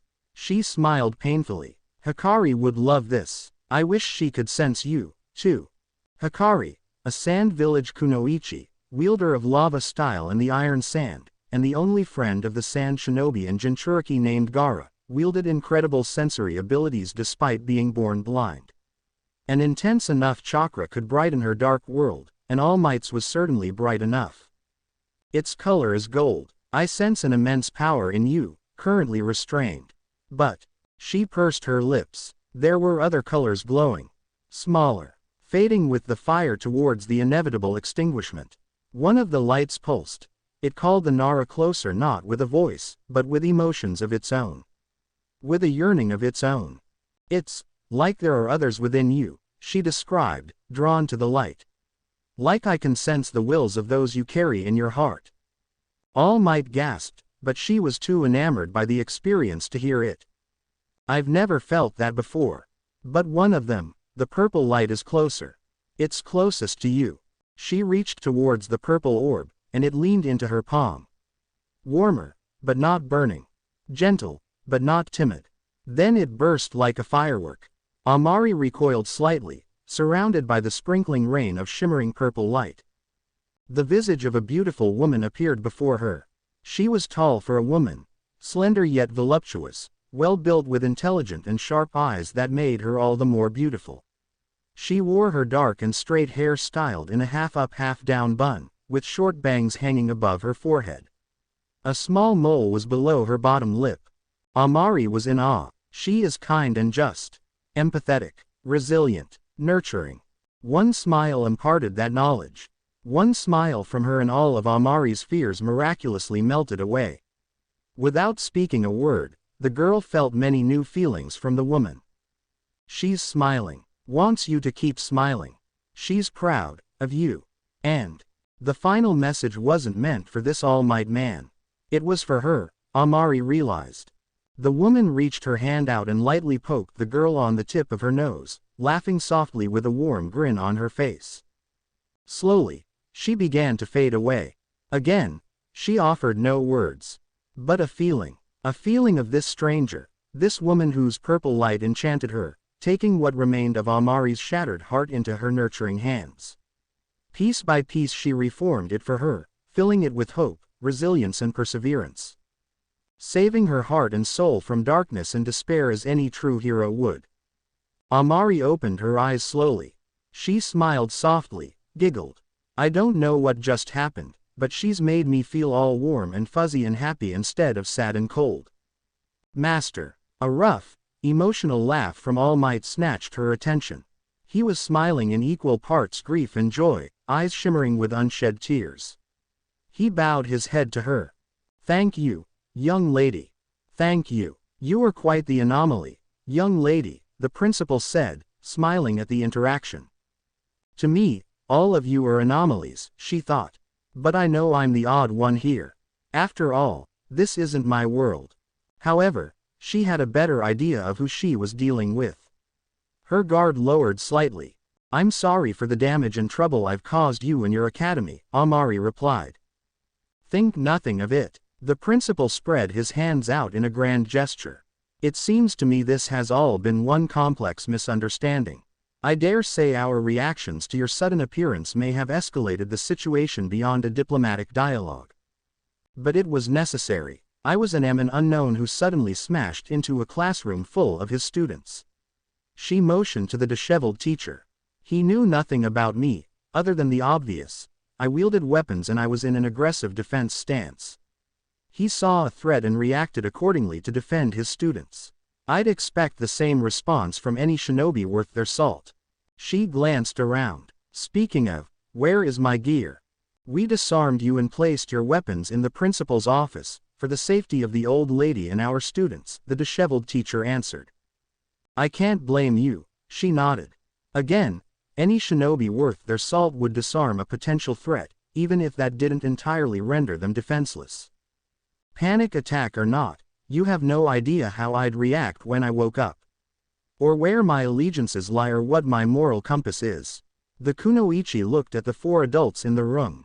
Likewise, I don't know what role you play in this society. I've been called a villain, which to me is a term used in books or discussions about evil characters in fictional storytelling. We don't use that to describe enemies where I'm from. The shinobi continent, you mean? Right. Are you a child soldier? I am. By choice, I assure you. No one forced me to become a shinobi. No, she'd chosen this path. When Kasai, a monster, a boy she once called brother, struck Ryu down, destroyed her left eye, and left her for dead in that forest alone, when Ryu asked her to bring him to justice, her path to achieve justice, to claim vengeance, was clear. And though Amari did not know it yet, it was on that same day the war between the Senju and the Uchiha had been reignited. It was that day she and Kasai, were burdened with the twisted inheritance left by their legendary ancestors. Hold on, Aizawa, All Might interceded, stepping forward. We shouldn't treat this as an interrogation. I agree, the principal nodded sagely. This should be an even exchange of information. Normally I like discussions over a cup of tea. All Might and the disheveled teacher, Aizawa, wore expressions of masked dread or annoyance, both knowing how long-winded the principal could be when tea was involved. But, unfortunately, I have yet to restock my supply. The two teachers visibly relaxed. The principal strolled forward and lifted himself onto the edge of her bed, settling down with a sigh. He smiled at her. Now then, perhaps it's best we start with introductions. I am Principal Nezu, but you can call me Mr. Principal, if you prefer. The teachers I arrived with are All Might and Shota Aizawa, also known by his pro-hero alias Eraser Head. And our wonderful school nurse is Recovery Girl. What's with these aliases? So strange. I am Yaoyorozu Yuhi. She followed his introduction with her own. I am a shinobi of the Hidden Leaf Village, located in the Land of Fire. It's a pleasure to meet you, Miss Yuhi. Yaoyorozu or Amari is fine, she smiled. Now, where to begin? Can I look at a map first? Asked the kunoichi. I'd like to confirm if this is a distant future, an alternate reality, or if this is an entirely different world altogether. Aizawa reached into his pocket and retrieved a slim black rectangle, a cell phone, she was told. He quickly pulled up a world map, then showed her the digitized image. There were 7 continents, none shaped like the known shinobi world. And, from the look of it, the known world was widely explored by these people. So, I've traveled through space and time to an entirely new world. She murmured, handing the strange invention that reacted to touch back to the teacher. It's fascinating, said Principal Nezu. To think the scientific theory on the possibility of a multiverse is factual. Could that mean alternate realities of our own reality are possible? Maybe. If other worlds exist, other realities could as well. But I have no proof of it. And honestly, I'm not sure I want to find out. This is stressful and complicated enough. How did this happen to you, young Yuhi? Is it an ability you possess? Were you attacked? I was training to use a space-time ninjutsu that would allow me to travel to a point marked by a fuinjutsu seal I created, she explained. The adults stared blankly at her. Oh, she grimaced. I forgot your powers are different than mine. This may take a while. And it did. Explaining the complexities of chakra, ninjutsu, fuinjutsu and space-time ninjutsu to people who knew nothing of the basic concepts was like explaining how a refrigerator worked to people born before the invention of electricity. It went deeper than just plugging said appliance into a wall, because how does the outlet source the power? How does the electricity get there, and where does it come from? Where does the cooling power come from? Why does one side freeze and the other only cool? Amari analyzed the adults' reactions, checking to see if they were following along. They were, mostly. No one appeared surprised by the variety of chakra natures shinobi could wield. Only the application of chakra to wield their power and the various abilities one individual could learn was foreign to them. From what she gathered through their discussion, this world's evolution of power was called quirks. Like how certain children were born with kekkei genkeis, or how one's parents might dictate their nature affinity, the children in this world could be born with a special quirk. Of course, not everyone fell into that part of the population. Approximately 20% of the global population were quirkless. Where her world became a shinobi society, this world became a society of superhumans. However, unlike her society, they could entrain to learn new powers.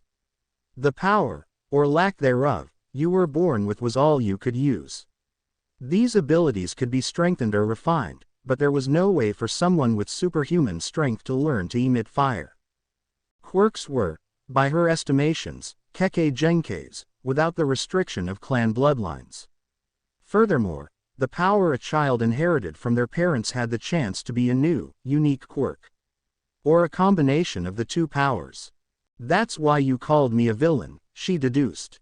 Your society has evolved into something like a comic book or a manga. So there are comic books and manga in your world? All Might asked. Yes, she nodded. We're not savage cavemen. We have bookstores, restaurants, plumbing, refrigerators and ovens, laundry washers and dryers. Your communication technology is more advanced than ours, but the equipment here is the same as our hospitals. And our medical shinobi possess prowess in healing like Recovery Girl, with different limitations. The more I learn, the more obvious the constants and variables between our worlds become. When quirks became a reality in this world, the dream of being a hero was no longer a dream. It was a reality some pursued, becoming like the heroes they once read about. But where there are selfless people, willing to sacrifice daily for the safety and happiness of others, there are also the selfish. Just like in the stories, every hero has a villain they must face. Only this was on a global scale rather than a carefully crafted story. Criminals became supervillains, and those who tried to stop them became heroes. Where there are those who seek power to protect what they hold precious, there will always be those who seek power for selfish desires. The shinobi world isn't so different. The evolution of power is a constant, the variable is how it specifically evolved and how society grew around it. The evolution of technology is a constant, what varies is where our societies are currently at in its advancement. Another example is this academy. I presume its purpose is to train future heroes, yes. Indeed, young Yuhi, she nodded to herself, expression thoughtful. Every shinobi nation has an academy where they teach the next generation the fundamentals of being a shinobi, alongside regular courses. It's voluntary. Only evil individuals force children to become their tools. Shinobi are a military force, true. I am a child soldier. But pro-heroes are a different kind of soldier. You fight a different type of war, a war you're training your students to fight. A rational dissection, Aizawa dipped his chin in agreement. Yes, I see what you mean, All Might gripped his chin. Constants and variables. Tell me, what rank are you among shinobi? Asked Eraserhead. I've recently been promoted to Chunin, alongside two of my peers. Shikamaru and Mimi were going to be so angry with her if she never returned. Especially Shika, her cousin, who would complain about the extra work she left behind. In the shinobi world, Chunin are a step below Jonin, elite shinobi who are highly experienced and incredibly skilled shinobi. My sensei and my mother are Jonin. Chunin are new leaders, gaining the promotion only when we've shown the maturity, strength and tactical prowess necessary to lead a squad of shinobi into battle. I have a long way to go before I can consider myself an elite, though. And how old are you? 13. Aizawa hummed. Our students are 2 years older than you. Yet I have no doubt you possess the capability to defeat them all in one-on-one combat. Amari wasn't sure if that was praise of her abilities, or if he held no faith in his students' abilities. When did they start training to become heroes? This year. This is their first semester. Amari paused, furrowing her eyebrows. They were to be the next generation of heroes, yet their training had only begun this year. This single semester. You've only begun to train them now. Does it take that long for their quirks to manifest and become usable? She questioned. No, this is the result of the government's illogical decision to pretend the world hasn't changed. Aizawa ran a hand through his messy hair. From what you've told us, it takes time and training for children in your world to possess the chakra to actually complete jutsus. Yet your training begins early, so you can understand the fundamentals on how your abilities work. Our children possess an edge over your world in how early their powers manifest and become usable. If we began training them at an earlier age to understand the fundamentals of their quirks, he sighed deeply, frustrated, and shook his head. This is why I say our education system is flawed. We shouldn't force possible future heroes to pretend they're living in a pre-quirk society. It's irrational. You're proof of that, and many other arguments I've made over the years.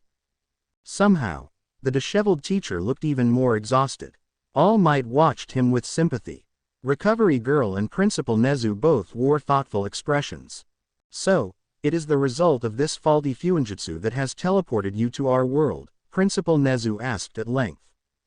Right, can you reverse it, or create another seal that sends you back? Recovery Girl questioned. I don't know. Her eyes fell to her lap. As far as I know, I'm the only one this has ever happened to. so I have no previous experience to base my current situation off of. And if I create another seal here, even if it is functional, it'll only allow me to travel to it.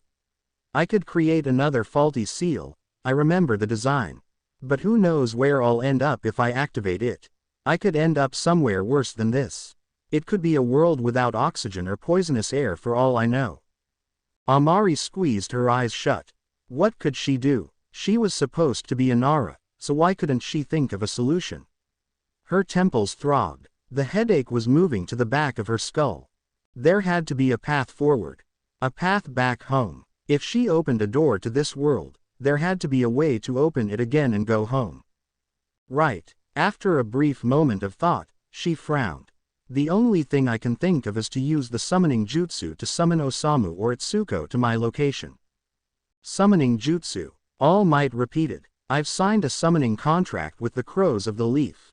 It's another space-time ninjutsu that allows me to summon the crows to my position no matter where I am. And they can reverse summon me to their home at any time. I'm surprised they haven't done so already. I can think of a few reasons. None of which Amari liked. One possibility is time moves differently between our worlds. Minutes or days here could be seconds in my world, or vice versa. They may not have realized I've been transported to a new world yet. I hope it's that one. Because if it isn't, that means they've tried to reverse summon me without success. Which could mean I'm trapped here. The slightest of trembles tickled down her spine. Trapped in this foreign world forever. And if I'm able to summon one of them here, it may trap them here with me. But at least you wouldn't be entirely alone. At least someone who knows you, who cares for you would be at your side in this mess. It was such a selfish thought. One she didn't like, but still felt no matter how hard she pushed it down. Sighing, she rested her hand on her forehead. What a mess I've made. That's the only option I can think of, but I need time to think of other possibilities. And if there aren't any, I need time to consider if I want to risk trapping Itsuko or Osamu here with me. It'd be selfish to condemn either of them to this situation. And you'd be okay with remaining stuck in this world. Aizawa frowned. No, I wouldn't be, she answered bluntly. This world is strange. I'm not sure how I'd even fit into it if I were to be stuck here. But I can't ignore that it is a possibility. I have to be willing to accept that chance and prepare myself for it. Yes, but, young Yuhi, that would mean giving up everything and everyone you love. Yes, it would. The kunoichi slid her fingers down the scar over her left eye, sadness coiling around her soul. Her family, friends and home would be forever unreachable. She would never see them again, never get to grow up with her peers or see Shisui's and Ryu's path through. All of it ended here. The life she lived, her past, present and the dreams for the future she had meant nothing here. Less than nothing. Once again, she would have to start with a blank page. Figure out where she fit in a world without the people she loved most, and what the point of her existence was in this foreign land. She sighed. It wouldn't be the first time. I found a way to move forward back then. I will find a way to do it here, if I have to, she replied, voice quiet. Amari wasn't sure if she was trying to convince them or herself. She dropped her hand into her lap, shrugged weakly. That's just the way it is. It's who I am. I endure through darkness and strive to find the light, hopeful my eyes and heart will guide me down the right path. I see. All Might lowered his chin and exhaled. Fixating his gaze on her, he walked forward, directly to the kunoichi. Should that be the case, should you not find a way to return to your world, young Yuhi, he rested a hand on her shoulder, staring earnestly into her eyes. I will do all I can to help you make this world a place you can call home.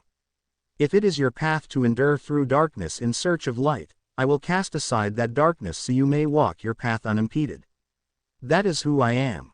His smile was full of light, full of warmth, full of strength. Fear not, young Yuhi. We may not be your family or comrades in arms, but you are not alone. We are here to help. The light in All Might glowed brightly. His blue eyes speared through the fear and despair clutching her heart and embraced her with hope and strength. And once more she felt whole instead of fractured. The yearning for home, the fear of never seeing her family and friends again wouldn't dissipate, she knew. It would be her shadow throughout her entire time here. Yet, All Might's declaration made the burden a little easier to bear. Because she was not alone. Amari smiled and nodded. Thank you. It was decided by Principal Nezu and the teachers that, for the night, Amari would remain within the academic building of UA High School. The campus grounds were empty, which meant she could roam free until the morning without incident. This decision also gifted the adults more time to figure out where her residence could be, if the stay was permanent. In the meantime, she was given 3 objectives. First and foremost, try to figure out a way to get back home. Second, explore the UA library to gather information on the history and laws of this world. This objective was imperative if there was no way home. Her final objective was the easiest of them all. Since she would certainly be present on the campus in the morning, when classes began again, the kunoichi required a disguise to blend into her environment. The teachers offered some basic ideas: style her hair differently, wear the school uniform, and other simple tactics. Their ideas, while appreciated, were unneeded. You don't need to worry about me blending in, she told them. I can use the transformation jutsu to change my entire appearance, attire included, to be someone completely different. When pressed by Aizawa to prove it, she transformed into Shikamaru. Like I said, she said in his lazy drawl as they all stared in surprise or intrigue. I can be anyone I want to with the transformation jutsu. Someone would have to attack me to dispel this, or use a dojutsu to see through it. You would be an invaluable asset in this world, Aizawa noted, mostly to himself. As a fighter and a double agent, right? Precisely. She was working on a better disguise in her head. Being Shikamaru wouldn't be tough, but that meant playing the role of a boy throughout her day, which would only lead to easily avoidable troublesome situations. The teachers, principal and nurse all departed for home after their meeting ended. All Might promised to return in a few hours with dinner, as well as breakfast in the morning. When she asked where to find her gear, Aizawa smirked and challenged her to find it, infiltrate the room and retrieve her gear without leaving a trace of her presence. Show me what you can do. As you wish. Retrieving her gear came first. All of her notes on Fuinjutsu were within the scroll she carried in her pouch, which alone made it a priority. More than that, she wanted her Tonto back. Shisui's Tonto. Of all the belongings currently in their possession, that weapon was worth more to her than the notes. Once finally alone, Amari activated her Byakugan and began to search the school, room by room. She suspected Aizawa had fed her misinformation about the location of her gear, likely for the protection of the teachers and nurse. It didn't annoy her. In some aspects, he reminded her of a mixture of Kakashi and Ibiki Morino, the head of the torture and interrogation unit. Aizawa played the role of an aloof and worn-out man, who really didn't care either way about anything or anyone. He's definitely worn out, she murmured, patrolling the halls. I wonder if being a teacher is that exhausting. Or if he mixes teaching with his hero work. Regardless, the aloofness he portrayed was a mask. Kakashi acted the same way around strangers, and even his comrades at times. Those who didn't know him would mistake him as a half-blind fool or an inattentive shinobi. If they were an enemy, that would be their first and final mistake. The same could be said for Aizawa. He seemed cold and distant, sometimes appearing like he wasn't even listening. But he was always listening, just like Kakashi and Ibiki. Aizawa was the type of man who carefully assessed every word, every syllable in search for truth hidden in lies. He watched her with Ibiki's penetrating eyes, dissecting every minute detail he could. And despite what he might say out loud, the erasure hero cared a great deal for his students. She'd seen that much in their short encounter. Out of the teachers I've met, he's the closest to being a shinobi. Amari examined a classroom then continued on. But Mr. All Might is the only Kage candidate I've met so far. In strength and heart, though, I suppose being the symbol of peace is essentially his version of being a Kage, without the defined political power. Still, she screwed her lips in a frown. In his effort to be a symbol of peace, he's guaranteed an inevitable power vacuum. Does he know that? He was a singular pillar of strength. There were other heroes, obviously, but how many could match his power? How many could strike fear into villains or would-be villains just by existing? And once he was gone, what then? The kunoichi's head snapped right, vision piercing through walls to a teacher's lounge. There they are. With her gear in sight, she vanished into the shadows. The library in UA was vast and tall enough to house mountain giants. And, much to the Nara's pleasure and excitement, it was filled with more books than she knew what to do with. Carrying the comforting weight of her gear, she created 4 shadow clones and sent them to scour the history and law books for useful information. While they did that, she picked a quiet and deserted table large enough for the 5 of them in the shadows of the room, where she could see all but few could see her. Positioned close to a window, which could be an exit if she came under attack. She pulled the chain of a lamp down to illuminate the darkened desk. The evening sun was hidden behind their towers of glass and other buildings. Once settled, she removed her equipment, sealing everything except her ninja pouch and tanto into a scroll.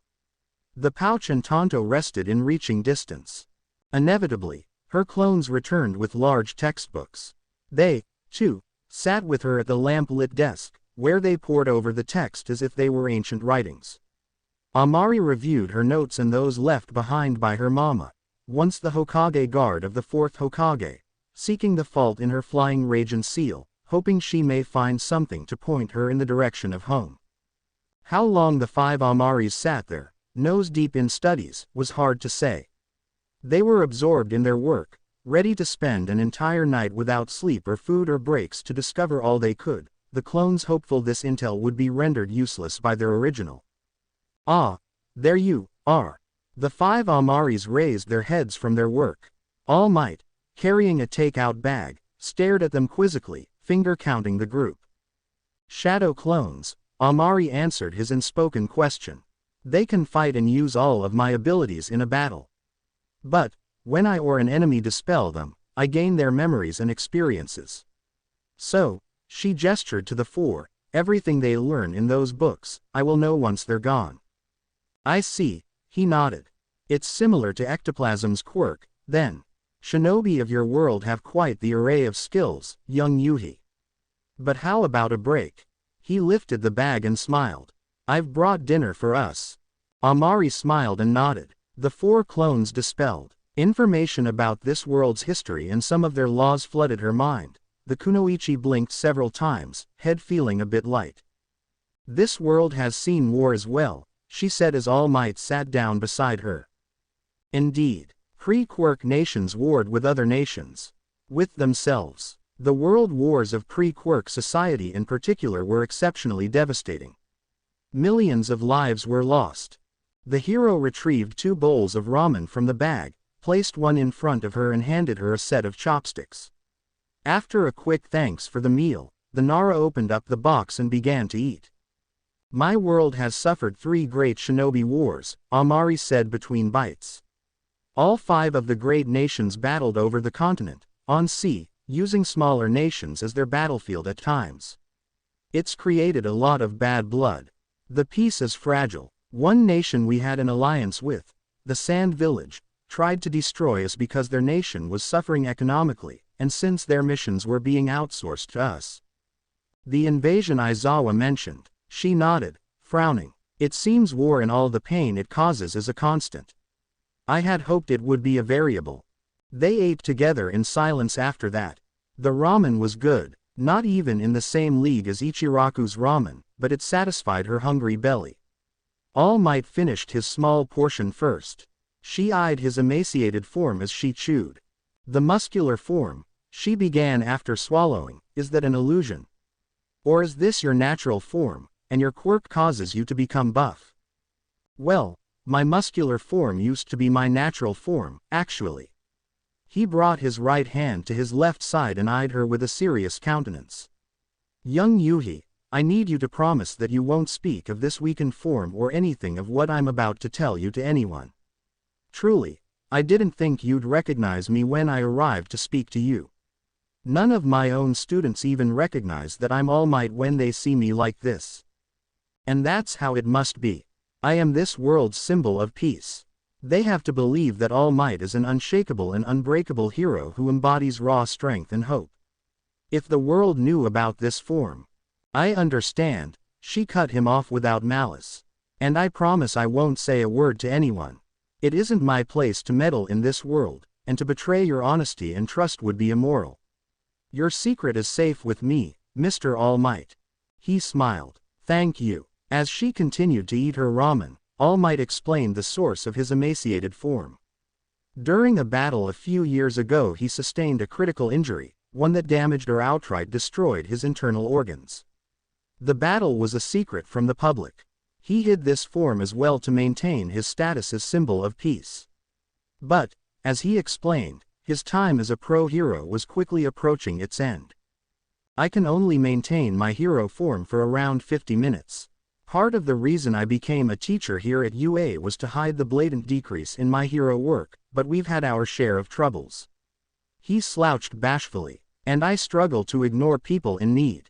My morning commutes tend to include hero work, though I've been cutting back on it for the sake of my students. I can't teach a class if I can't enter my hero form. It's unfair to them. They can learn a lot from you, the Nara agreed, nodding. While you do wield a tremendous amount of power, unlike what most of those students I sensed can ever dream to wield, you can teach them something more important than power. You can impart onto them the lessons you learned from your personal experiences, and through those lessons help them understand the true nature of hero work, the danger, the heartache, the sacrifices they may have to make. Bowl empty, she passed it to All Might, who stuffed it back into the bag he brought it in. Mr. All Might, with your time as a pro-hero coming to an end, who will take up the mantle as the next symbol of peace? It's not my place to meddle in this world. But, you've accidentally created an inevitable power vacuum. She scooted her chair back a little, turned it to face the adult and crossed her legs on it. All Might mirrored her action without crossing his legs. Even now I can sense the power you wield, even if it is restrained at the moment. In my world, you wield Cage level or S-rank shinobi power. Unmatched. You wield power beyond Lady Tsunade, whose physical strength without any sort of enhancement outmatches any and all shinobi I've ever met or know of. The symbol of peace will endure. Symbols are powerful, all but indestructible. But, you can't hide this forever, she said with a light motion of her hand. You know that, I can see it in your eyes.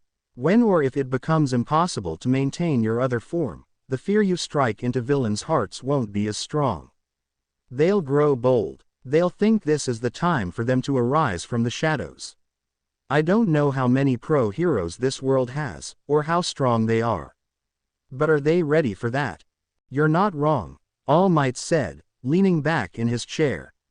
It's a question I've asked myself a lot lately.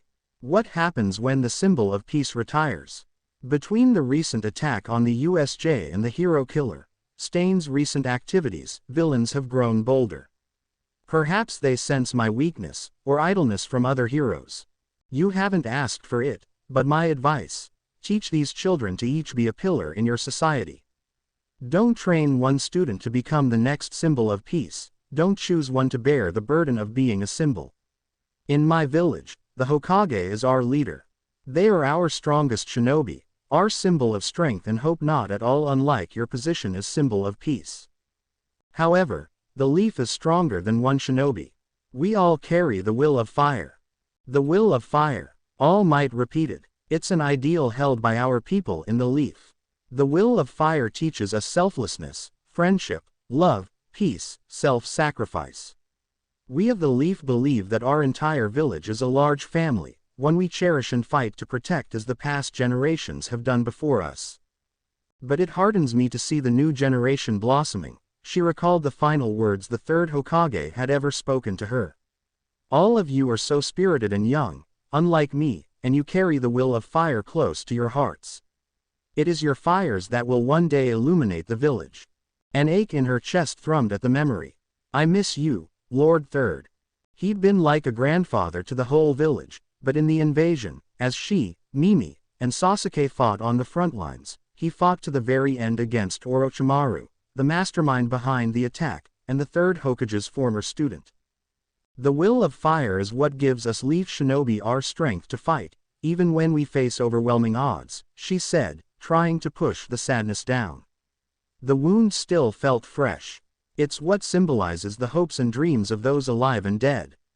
Those still alive inherit the wills and spirits of their lost loved ones. She grabbed the pendant of her necklace. I never fight alone. The wills and spirits of my family and friends follow me into battle. They give me strength when I lose mine and help me push beyond my limits. But I alone cannot solve the problems of the world. I cannot stop evil organizations like the Akatsuki and the Foundation alone. My cousin, my parents and 2 of my clansmen have tried to bear that burden on their own. It cost my cousin and parents their lives. It cost my 2 clansmen their families, their home, their peace. She looked directly into All Might's eyes. They entrusted the future to me. It's up to me to see a better future for those I lost, and stop the threats to the shinobi world. But I know I can't do it alone. That's why those who entrusted this burden to me asked me to uplift my generation. Among my peers, I was known as the #1 rookie. I surpassed them, and now stand beside a shinobi 1 year my senior as the strongest and fiercest shinobis of our generation. We are future guardians. But, as I said, the leaf is stronger than one shinobi. It's stronger than our Hokage. Our bonds, the will of fire, it will endure through war and death. Even if the entire village lays in ruins, as long as we are alive, the heart of the leaf will never fade. Mimi, Shika and I, it's our duty to uplift our peers, to guide them to their strength, to inspire them to rise up and become guardians alongside us. That way, no matter what battle we face, no matter what hardship the leaf suffers, it will endure. I want to reach out to anyone I can help. I want to put to rest the bad blood and help bring real peace to my world, not through war, but through love and understanding so it doesn't have to continue a cycle of bloodshed, creating more children like me and the friends who have suffered like or worse than I have. All Might's gaunt features shifted from surprise to a wide smile. You have a pure heart, young Yuhi. Full of passion and pain, but also love and hope, I can see that in your eyes. Your comrades, your home and your world are fortunate to have you.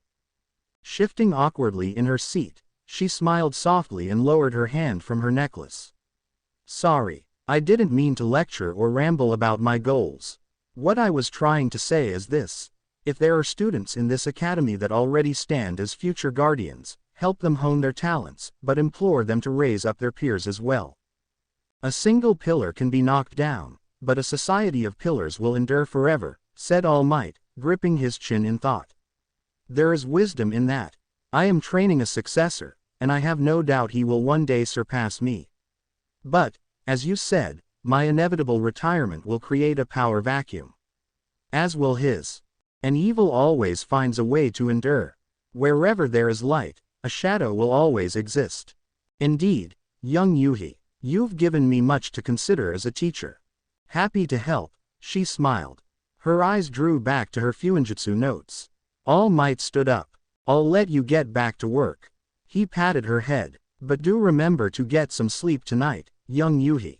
I will, hopefully. With All Might's departure, she created 4 shadow clones again and the group of shinobi returned to their studies. I think I forgot how to walk, the Nara groaned as she reached her arms up and stretched next to her seat. Stifling a yawn, she began to walk around the library to stretch her legs on her break. Midnight was upon her, and so far she'd yet to figure out what went wrong or how to fix it. The realization that she likely wouldn't figure it out in a day or so rendered further thought on fixing it moot.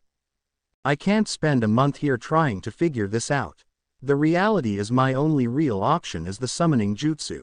Which means I need to seriously consider if I want to risk trapping Itsuko or Osamu here, or, she glanced back to the desk and sighed. Or continue working on it for however long it takes me to fix the seal and hopefully reverse what I've done. But that could take months, years, and I can't wait that long. But I don't want to trap someone else here with me. And I don't want to lose everyone. The kunoichi groaned at the circle argument playing out in her head. Why did this have to happen? It was so damn troublesome. Heaving a sigh, she returned to the nurse's office to steal a pillow and blanket. Back in the library, she laid the items out on the floor near her desk, with a sight on the night sky beyond the window. Before she laid down, however, she had a sudden thought. Searching through the rows of bookshelves, seeking out the romance genre, she checked the alphabetically organized books. Would it be a constant or a variable? No way, she gasped. There, right before her eyes, was the same book she was reading back in the leaf. The romance story between the red-headed space commander and a thief, along with a few other tales by the same author she had yet to explore. They exist in this world too. The kunoichi was stunned, and then she was grinning, snatching the book off the shelf as she all but skipped back to her little camp. She hugged the paperback book to her chest and sighed contentedly. I can't believe they're a constant, but I love them so much right now. What a great victory for Amarirasu Yuhi. Lying on the stiff carpet floor, pillow beneath her head and blanket over half her body, she opened the book to the page she left off on and escaped from the stress for a chapter or two. Amari awoke early despite her late night. After stretching out her body and rubbing the light ache in her lower back, she quickly returned the pillow and blanket to the nurse's office, made the bed, then returned to the library to retrieve her gear. Although this was a different world, her routine remained relatively the same. The absence of breakfast was a new variable, as was waking up to a world where her loved ones were out of reach. But a shinobi had no excuse to shirk from training, and right now she needed that constant. Heading out to one of the training fields, Amari began her usual training routine, with a few new additions. The training field in UA had a pull-up bar, which would be helpful, and the field itself was spacious enough for laps and sparring. So, after a brief stretch, she slapped the weighted seals onto her arms and legs, wrapped them beneath bandages and began to train. The extra 40 pounds of weight added a level of intensity to her training. Laps and sprints left her a sweaty and out-of-breath mess. Strength training and pull-ups made her muscles burn mercilessly. Fortunately, she scouted showers in the girls' locker room, so a shower wasn't out of the question. Her clothes would still be sweaty, unfortunately. The finale of training was a quick but intense spar against a shadow clone. Intense because she and her clone went all out in a taijutsu brawl. Using jutsus would attract unwanted attention. Quick because she recognized her alone time coming to an end as the world beyond the tall walls of UA High School came to life. Aizawa, carrying a plastic bag, found her trembling and dripping with sweat as she stretched. He eyed her reproachfully. Why are you trembling? And why are you wearing bandages? Did you do something irrational? No, she grunted. I'm trembling because I've just completed an intense morning exercise with 40 pounds of extra weight on my body. These bandages hold the weights in place. 2 seals per limb, 5 pounds per seal, and, the kunoichi came out of her stretch slowly, controlled. Then exhaled. She looked at the teacher. It's a lot harder to hold poses when your limbs are weighed down. He held out the plastic bag he was carrying to her. Midnight demanded I bring you these. Seeing you now, I suppose you'll need it. Amari took the bag curiously and peeked inside. Shampoo, conditioner, body wash, a towel, a new toothbrush and toothpaste and few other toiletries were inside. She bowed her head. Thank you. He turned to walk away, hands stuffed in his pockets. Hit the shower, Yuhi. And be quick. Students will be arriving in the hour. Yes, sir. And don't call me sir. I'm not your superior. Understood, Mr. Aizawa. Quickly, Yuhi. She's dedicated, Aizawa thought as he strolled along. Of all the times to continue physical training, her current situation is ripe with possible excuses to avoid it. He glanced to the glass windows of the school building, using the reflection to discreetly look back at the shinobi. Amarirasu already finished removing the bandages and the paper tags apparently responsible for the extra 40 pounds of weight. For a girl of her size and age, she has built up a high level of strength and endurance. I can't say I'm surprised. He looked away as she trotted off towards the locker room.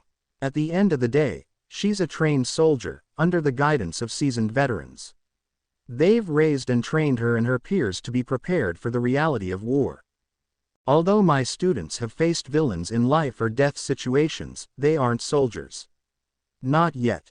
Shinobi are a military force, true. I am a child soldier. But pro heroes are a different kind of soldier. You fight a different type of war, and you're training your students to fight this war as well. Precisely. This child could see through the glamour and colorful portrayal of pro-hero life perpetuated by the irrational media circuses and society's filtered lens. Pro-heroes risked their lives to combat villains. Those who looked on from the outside saw the glamorous comic book idealism, the media frenzied like sharks incensed by the scent of blood around new up-and-comers, all for the top 10 lists and other nonsense. On one hand, he understood the media's role. Their portrayal of heroes eased the public mind, most of the time. However, the reality of pro-hero life was far less glamorous. The shinobi child was right, they were fighting a war. A war against darkness and villainy, and any rationally thinking person would see that the war was only beginning. A war his students would have to fight, if they survived the tests and trials UA threw their way. Aizawa stopped first at the teacher's lounge. He checked the handle, found it still locked despite knowing the shinobi had retrieved her gear already. Interesting. After unlocking and entering the room, he scouted it in its entirety for any sign of disruption and, to his approval, found no sign of infiltration. When he checked the security cameras, he was impressed by the utter absence of her presence. How she performed it, he was uncertain despite his own experience at infiltration and ambushes. But that was a testament to her skill, the skill of a shinobi soldier.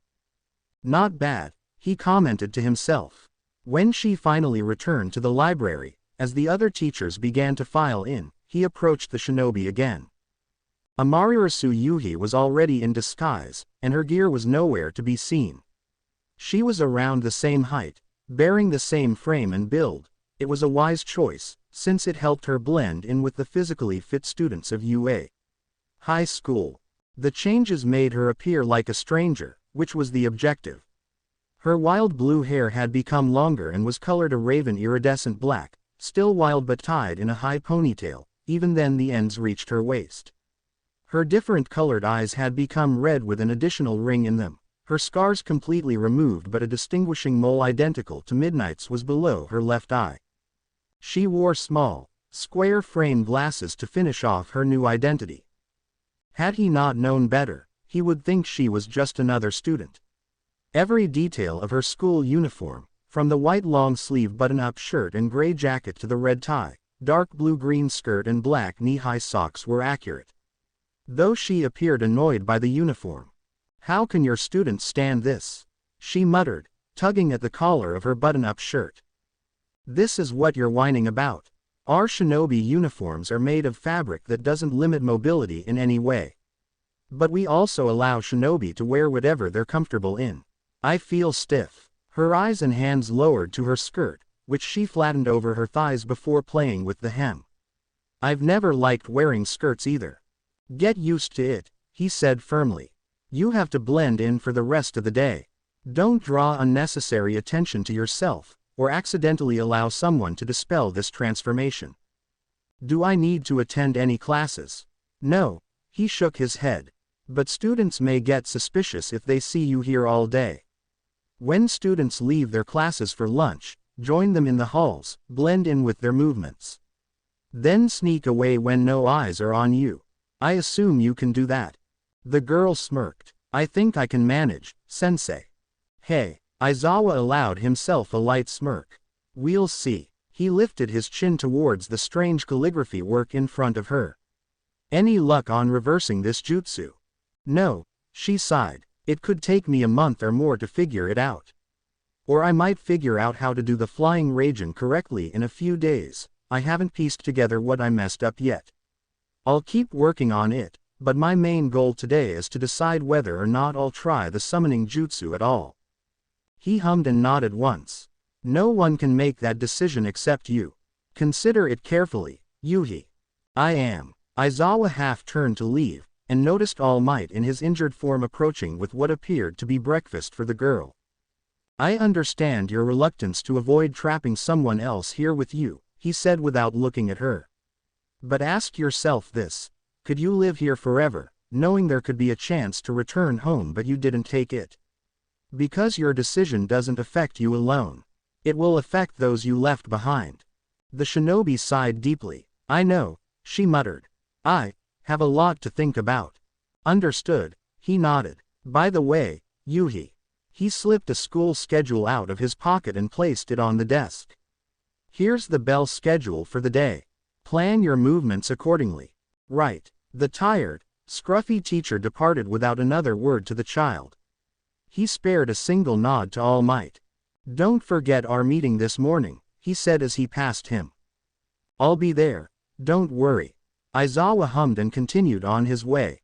"Depending on how the teacher meeting goes this morning," he thought, "and if you're still around when it ends, I may need to ask a favor from you, Amarirasu Yuhi." After all, it wasn't only the outside world and education system that had irrational behaviors and decisions. They, too, had outdated and irrational practices, such as the entrance exam and its focus on those who could destroy automated robots. Those with quirks like his, that required a living human to use it on, were almost destined to fail. The same could be said for their finals. It needed to change, and if his fellow teachers refused to see reason, he'd force them to. This was his way of protecting his students and the future of the world.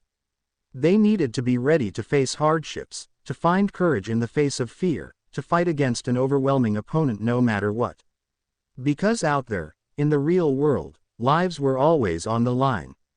Innocent civilians depended on their protection. Their fellow heroes needed to know that the pro standing next to them would fight with them to the end, even if that end was death. Aizawa ran his fingers along the curved scar over his right orbital bone, below his eye. Because sometimes the only choice left to a pro was holding the line to save as many lives as possible at the cost of their own life.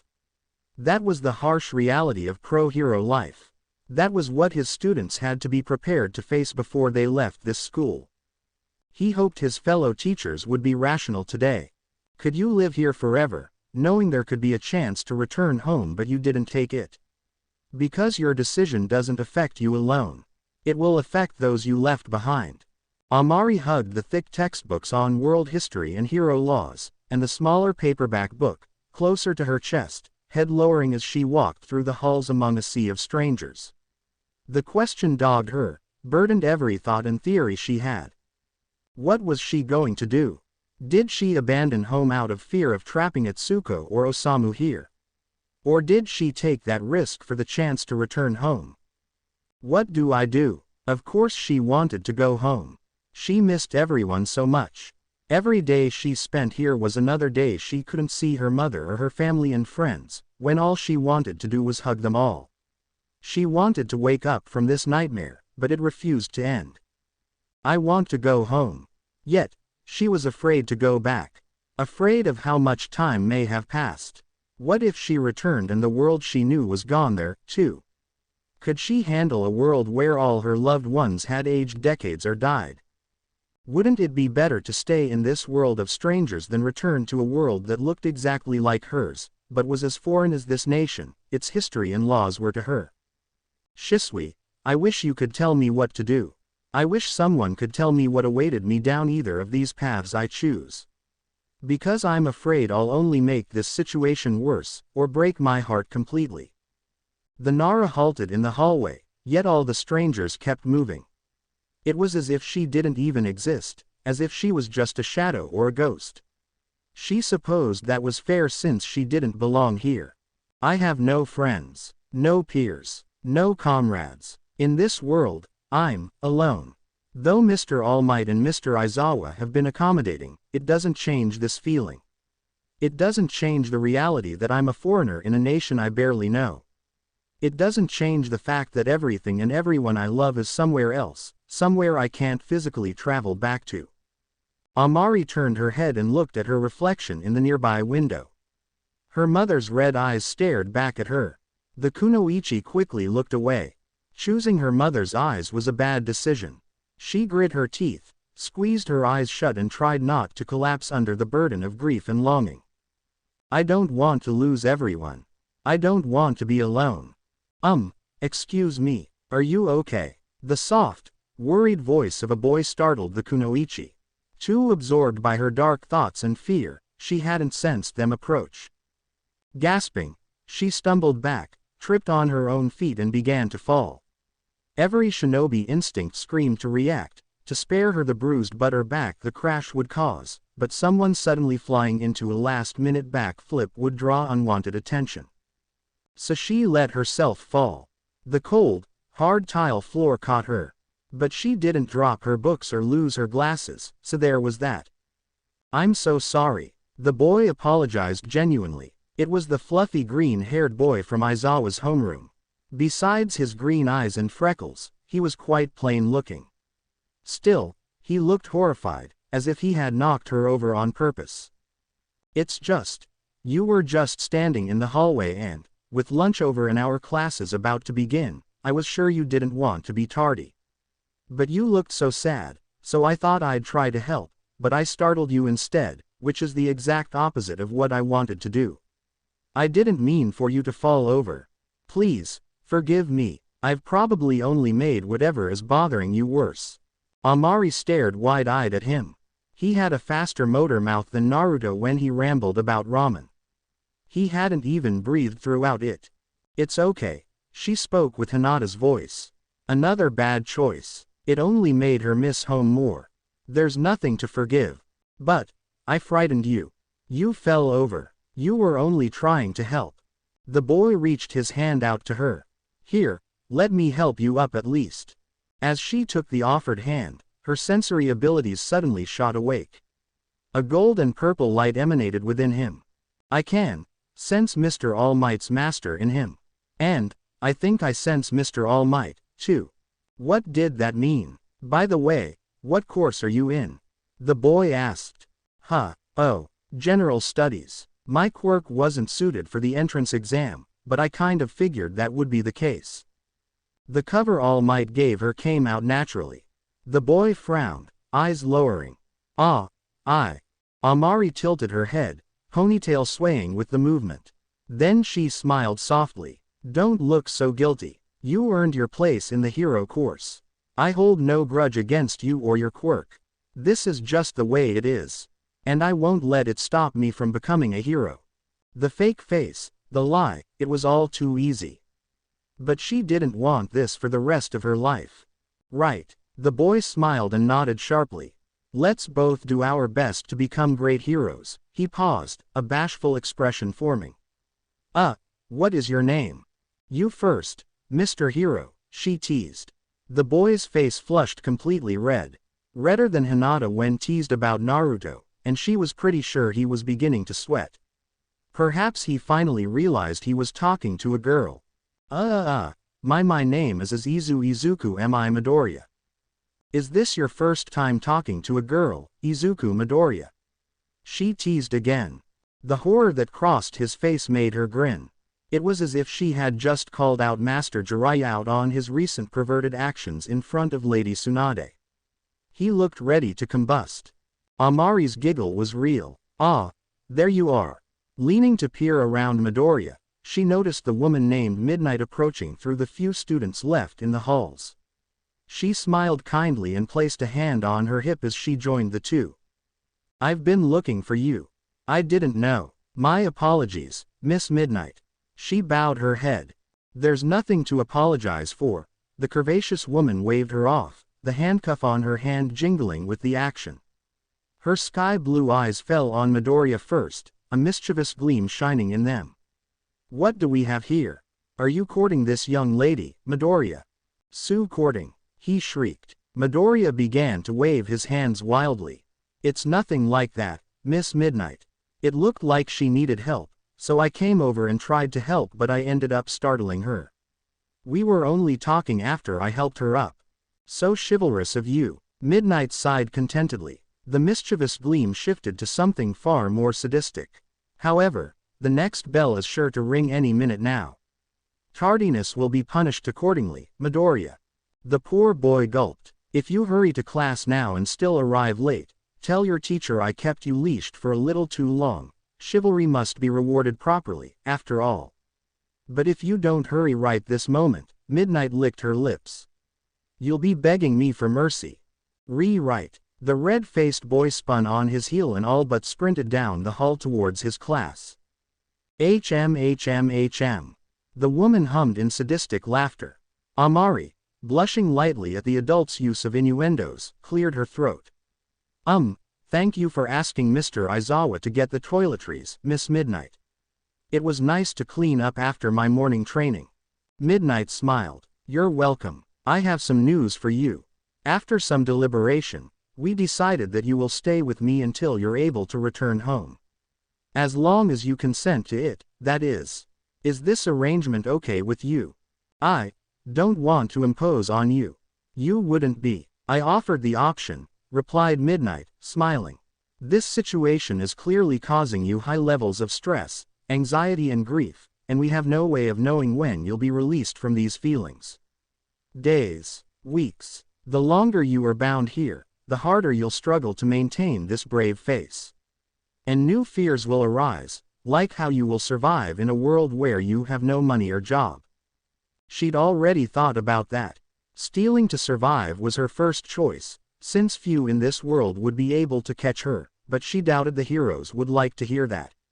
And she didn't want to become a criminal or thief, if she could help it.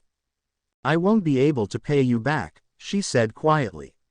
I have no money, nothing to offer, and if I find a way home, I doubt I'll ever find a way to return here. Is that what you're worried about? Midnight tilted her head slightly to the side, amused. I'm an expense. The woman placed her hand on Amari's shoulder and lowered her voice. Heroes help those in need, Amarirasu. All Might, Aizawa, Principal Nezu, we're all pitching in however we can. We want to help you. Let us ease this burden, even if only a little. Amari said nothing for a moment. Reluctantly, she nodded, then immediately bowed. Thank you, Miss Midnight. I'll try to find some way to pay back your generosity. I promise I won't make you regret this. Ah, you're so precious and pure. The woman squealed, clasping her hands together and fawning over the child. Midnight sighed contentedly and rested her hand on her hip again. She smiled at the kunoichi. Once classes and after-school activities are finished we can leave. In the meantime, Aizawa wants to speak with you. He's in the teacher's lounge now. I'll head there immediately. But, are you sure this isn't a big deal? I don't want to intrude. Normally, I like a little resistance and struggle to my commands. It arouses something, she smiled fiendishly, primal in me. Heat rushed to the kunoichi's cheeks. This woman was as shameless as Anko Mitarashi. The smile fell for a cute pout. But your polite resistance only makes me want to hold you in my arms until all your fears are gone. How can I tease you properly when you bind me with such innocent and honest benevolence? She sighed with a pang of remorse. Then Midnight clasped Amari's biceps, bent over and looked directly into her eyes. Amarirasu, let me help. Oh okay, excellent. I just don't want to burden you. And I appreciate that, Midnight smiled. But you worry too much. Now, Aizawa is waiting for you. Best not to keep him waiting. Right, Amari bowed. Thank you again, Miss Midnight. You are welcome, Amarirasu. Midoriya barely made it into the classroom before the bell chimed. I'm sorry if I'm late. But I tried to help a girl from General Studies and accidentally startled her into falling over. But then I apologized for scaring her and helped her up before Miss Midnight stopped us both in the hall. And she said if I was late to tell you that she kept me leashed a little too long. Sorry, he rambled out of breath, slightly bent over and bracing a hand on the doorframe. He was red in the face from a combination of not breathing while speaking and his modern hero art history teacher's insinuations and innuendos still lingering in his mind. Silence greeted him at first. He raised his head to notice the entire class looking at him. Some were smiling, grinning or giggling at his expense, others were downright confused by his sudden entrance and motor mouth ramble or disinterested. The second thing he noticed was the absence of their modern literature teacher Mr. Ishiyama, better known by his hero name, Smintos. Then the silence was broken by a jealous cry. "Midoriya, you bastard!" Mineta screamed, slamming his hands on his desk as he stood up in his seat. He jabbed his stubby finger at the stunned and out-of-breath boy. "I trusted you. I thought you were just another goody two-shoes. I thought I could trust you not to take another man's conquest. But you stole her from me, didn't you? Being forced into submission by Miss Midnight was my fantasy." It was exactly then Midoriya realized what he had said. His head may have exploded. What? No. He waved his hands frantically in front of himself. "That's not what I meant. It's nothing like that, honest. You traitor. I'll make you pay for this. Is this General Studies girl even real, Midoriya? Is she in on this dangerous game you and Miss Midnight are playing?" "Ga game," he shrieked. "Where was a hero when he needed one? You know what I mean, Midoriya." Mineta's gaze darkened with a perverted aura. "The most dangerous game of all, where Miss Midnight has everything to lose and you have everything to gain. The story of a forbidden relationship between teacher and student. Relationship." In the back row on his immediate left side, a student shot up onto his feet. "Mineta, that is completely inappropriate.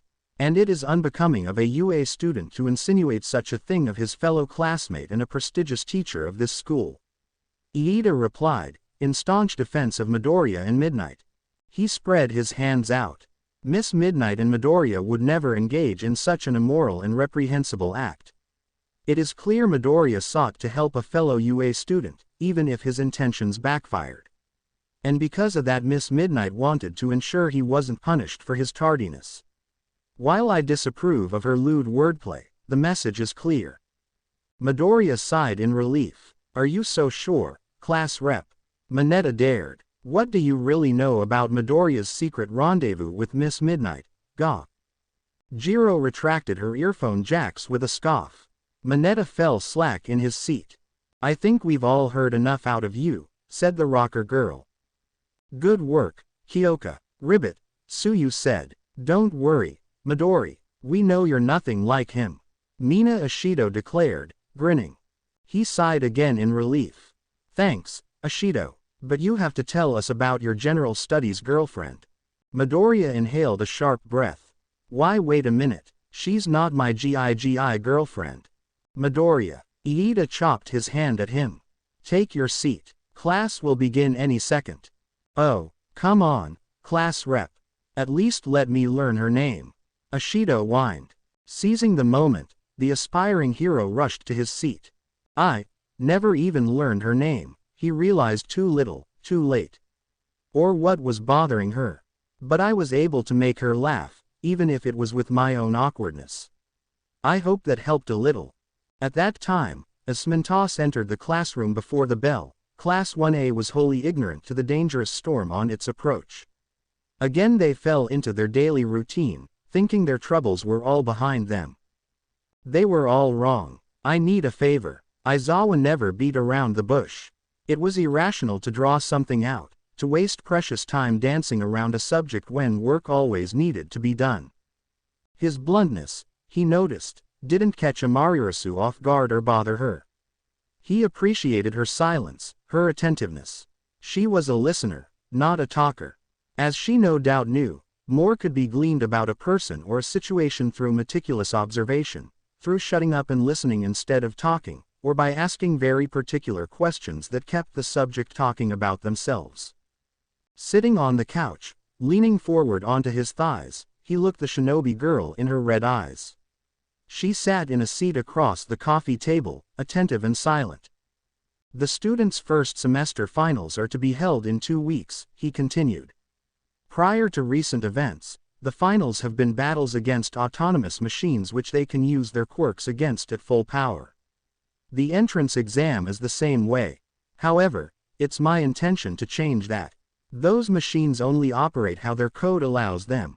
They aren't a real substitute for human decision-making, quirks or human errors. It has also caused students whose powerful quirks only work against another human, like mine, to fail when their quirks are more than suited for pro-hero work. I've been advocating a change to these irrational testing measures. And due to recent events, it is evident to me that the students need to test against real pros to prepare them for the future. You want me to fight your students, she stated, confident in her conclusion. He nodded. Exactly. I've managed to convince a few teachers to see it my way, but not the majority. Principal Nezu is on the fence. That's why I'm asking for your help. We must change the finals from a fight against quirkless machines to a test against pro heroes. This is how we push our students to become greater than us. We, of course, would handicap ourselves. Our students wouldn't stand a chance against a real pro at their current level. And each individual group would be tested under specific guidelines to force them to overcome their weaknesses, inadequacies or egos, or fail and learn these traits so they can be corrected. That's how our teams are tested after graduation, she nodded. You can graduate the academy, but that isn't the true final test. Each squad leader a team is assigned to has the freedom to test their students in whatever manner they please to ensure they are ready. My team, a squad of 4, had to capture 3 bells from our squad leader. Those who captured the bells would pass, the one who didn't would go back to the academy. A knot formed between his eyebrows. You were pitted against each other. The child smirked. Were we, or was the real goal to overcome our teacher through teamwork, proving we understood the fundamentals of being a shinobi squad and possessed the trait to put the squad before ourselves? Aizawa raised his head, then smiled. Crafty. That's Kakashi-sensei, she giggled. Letting his smile fall, he directed his attention to the uninteresting table, falling deep into thought. Class 1A has encountered villains and survived. It's given them confidence, possibly too much. If they face robots again, they'll all pass without learning anything new and confidence will become overconfidence. He raised his eyes to meet hers. And real pros don't fight robots. We fight villains. I know you have your own problems to deal with. I won't ask you to stay 2 weeks in this world. What I have in mind would happen the day after tomorrow. I'll help, she nodded sharply. Helping the next generation of pro heroes here is an extension of my goal for my world. Our worlds and wars may be different, but our objectives align. Combat the darkness with light. Aizawa dipped his chin in appreciation. You have my gratitude, Amarirasu. And all of you have mine. I'll give you some footage you can watch at midnights to learn more about my students' quirks and their general abilities. It's rational that a villain will know their quirks prior to a battle, should they become pro heroes. If you have any questions, ask me. Will you be able to give me personality profiles on them? It'll take me time to write it up. I'll get them to you by tomorrow. Okay. His students and fellow teachers had no idea what they were in for. But Aizawa knew, by the end of it, it'd be a massive wake-up call to all of them. Just as he planned, after school finished, Midnight and Amari returned to the former's home. The city struck her as odd when compared to the Leaf Village. The glass towers, the advertisements for stores almost everywhere she looked, the people and their attires, it all struck her as odd. Being inside someone else's home was odder still. She felt like a trespasser, struggled to move beyond the door after removing her sandals. The pro-hero paused when she sensed the absence of the kunoichi. Midnight turned around, walked behind Amari and lightly guided her into her home with a little push. You're not intruding, she reassured. Hesitantly, she crossed into the living area, still wielding all of her gear plus the toiletries Aizawa had given her. She stood awkwardly on the carpet floor beside a loveseat couch, looking at the flat-screen TV and other electronic equipment that contrasted the boxy televisions back home and tape players. Miss Midnight, are these the contraptions that play the discs Mr. Aizawa gave me? She asked. Midnight, who had entered her room and shut the door behind her, chuckled deviously. Yes, she answered with a laugh in her throat. I'll show you how they operate after I get changed. When Midnight returned, she was wearing glasses instead of her hero mask and her hair was tied up in a ponytail. Instead of the skin-clinging bodysuit and dominatrix outfit on top of it, she dressed in a lavender long sleeve with a plunging neckline and black pants. She smiled at the kunoichi. First, you may call me Nimari. Second, there's a guest room down the hall. You can remove all of your equipment there and put away your toiletries. Afterwards I'll show you how this all works and prepare some dinner while you research our students. Amari complied and left for the guest room. There she removed her equipment, her forehead protector, and organized her toiletries before returning to the living area. Nimari showed her how the disc players worked and put the first of the discs in, footage of the students' first combat training consisting of battles against their fellow students. The Nara watched with intrigue. This intel, and the intel she would gain from their sports festival footage, would help her analyze the power, strength and weaknesses of every student's quirk. It helped distract her from the feeling of impending doom this whole mess gave her. Dinner was good. They spoke of what the kunoichi had gathered so far, which helped confirm some theories while correcting false assumptions about certain quirk abilities. It almost felt like home. Almost. But Nimari wasn't her mother. Even as they continued to speak after dinner, learning more about each other, the reality that this wasn't her home never left the kunoichi. Amari laid down in a bed that wasn't hers that night, thinking of her situation, her interaction with Izuku Midoriya and the fake face she had to wear. She thought of home, of her mother, family and team. She thought of Shisui. Could she leave it all behind, knowing there may have been a way to return home but she never took it? No, she couldn't. Tomorrow she would try the summoning jutsu, she decided. Tomorrow she would learn if there was a way home. Thank you.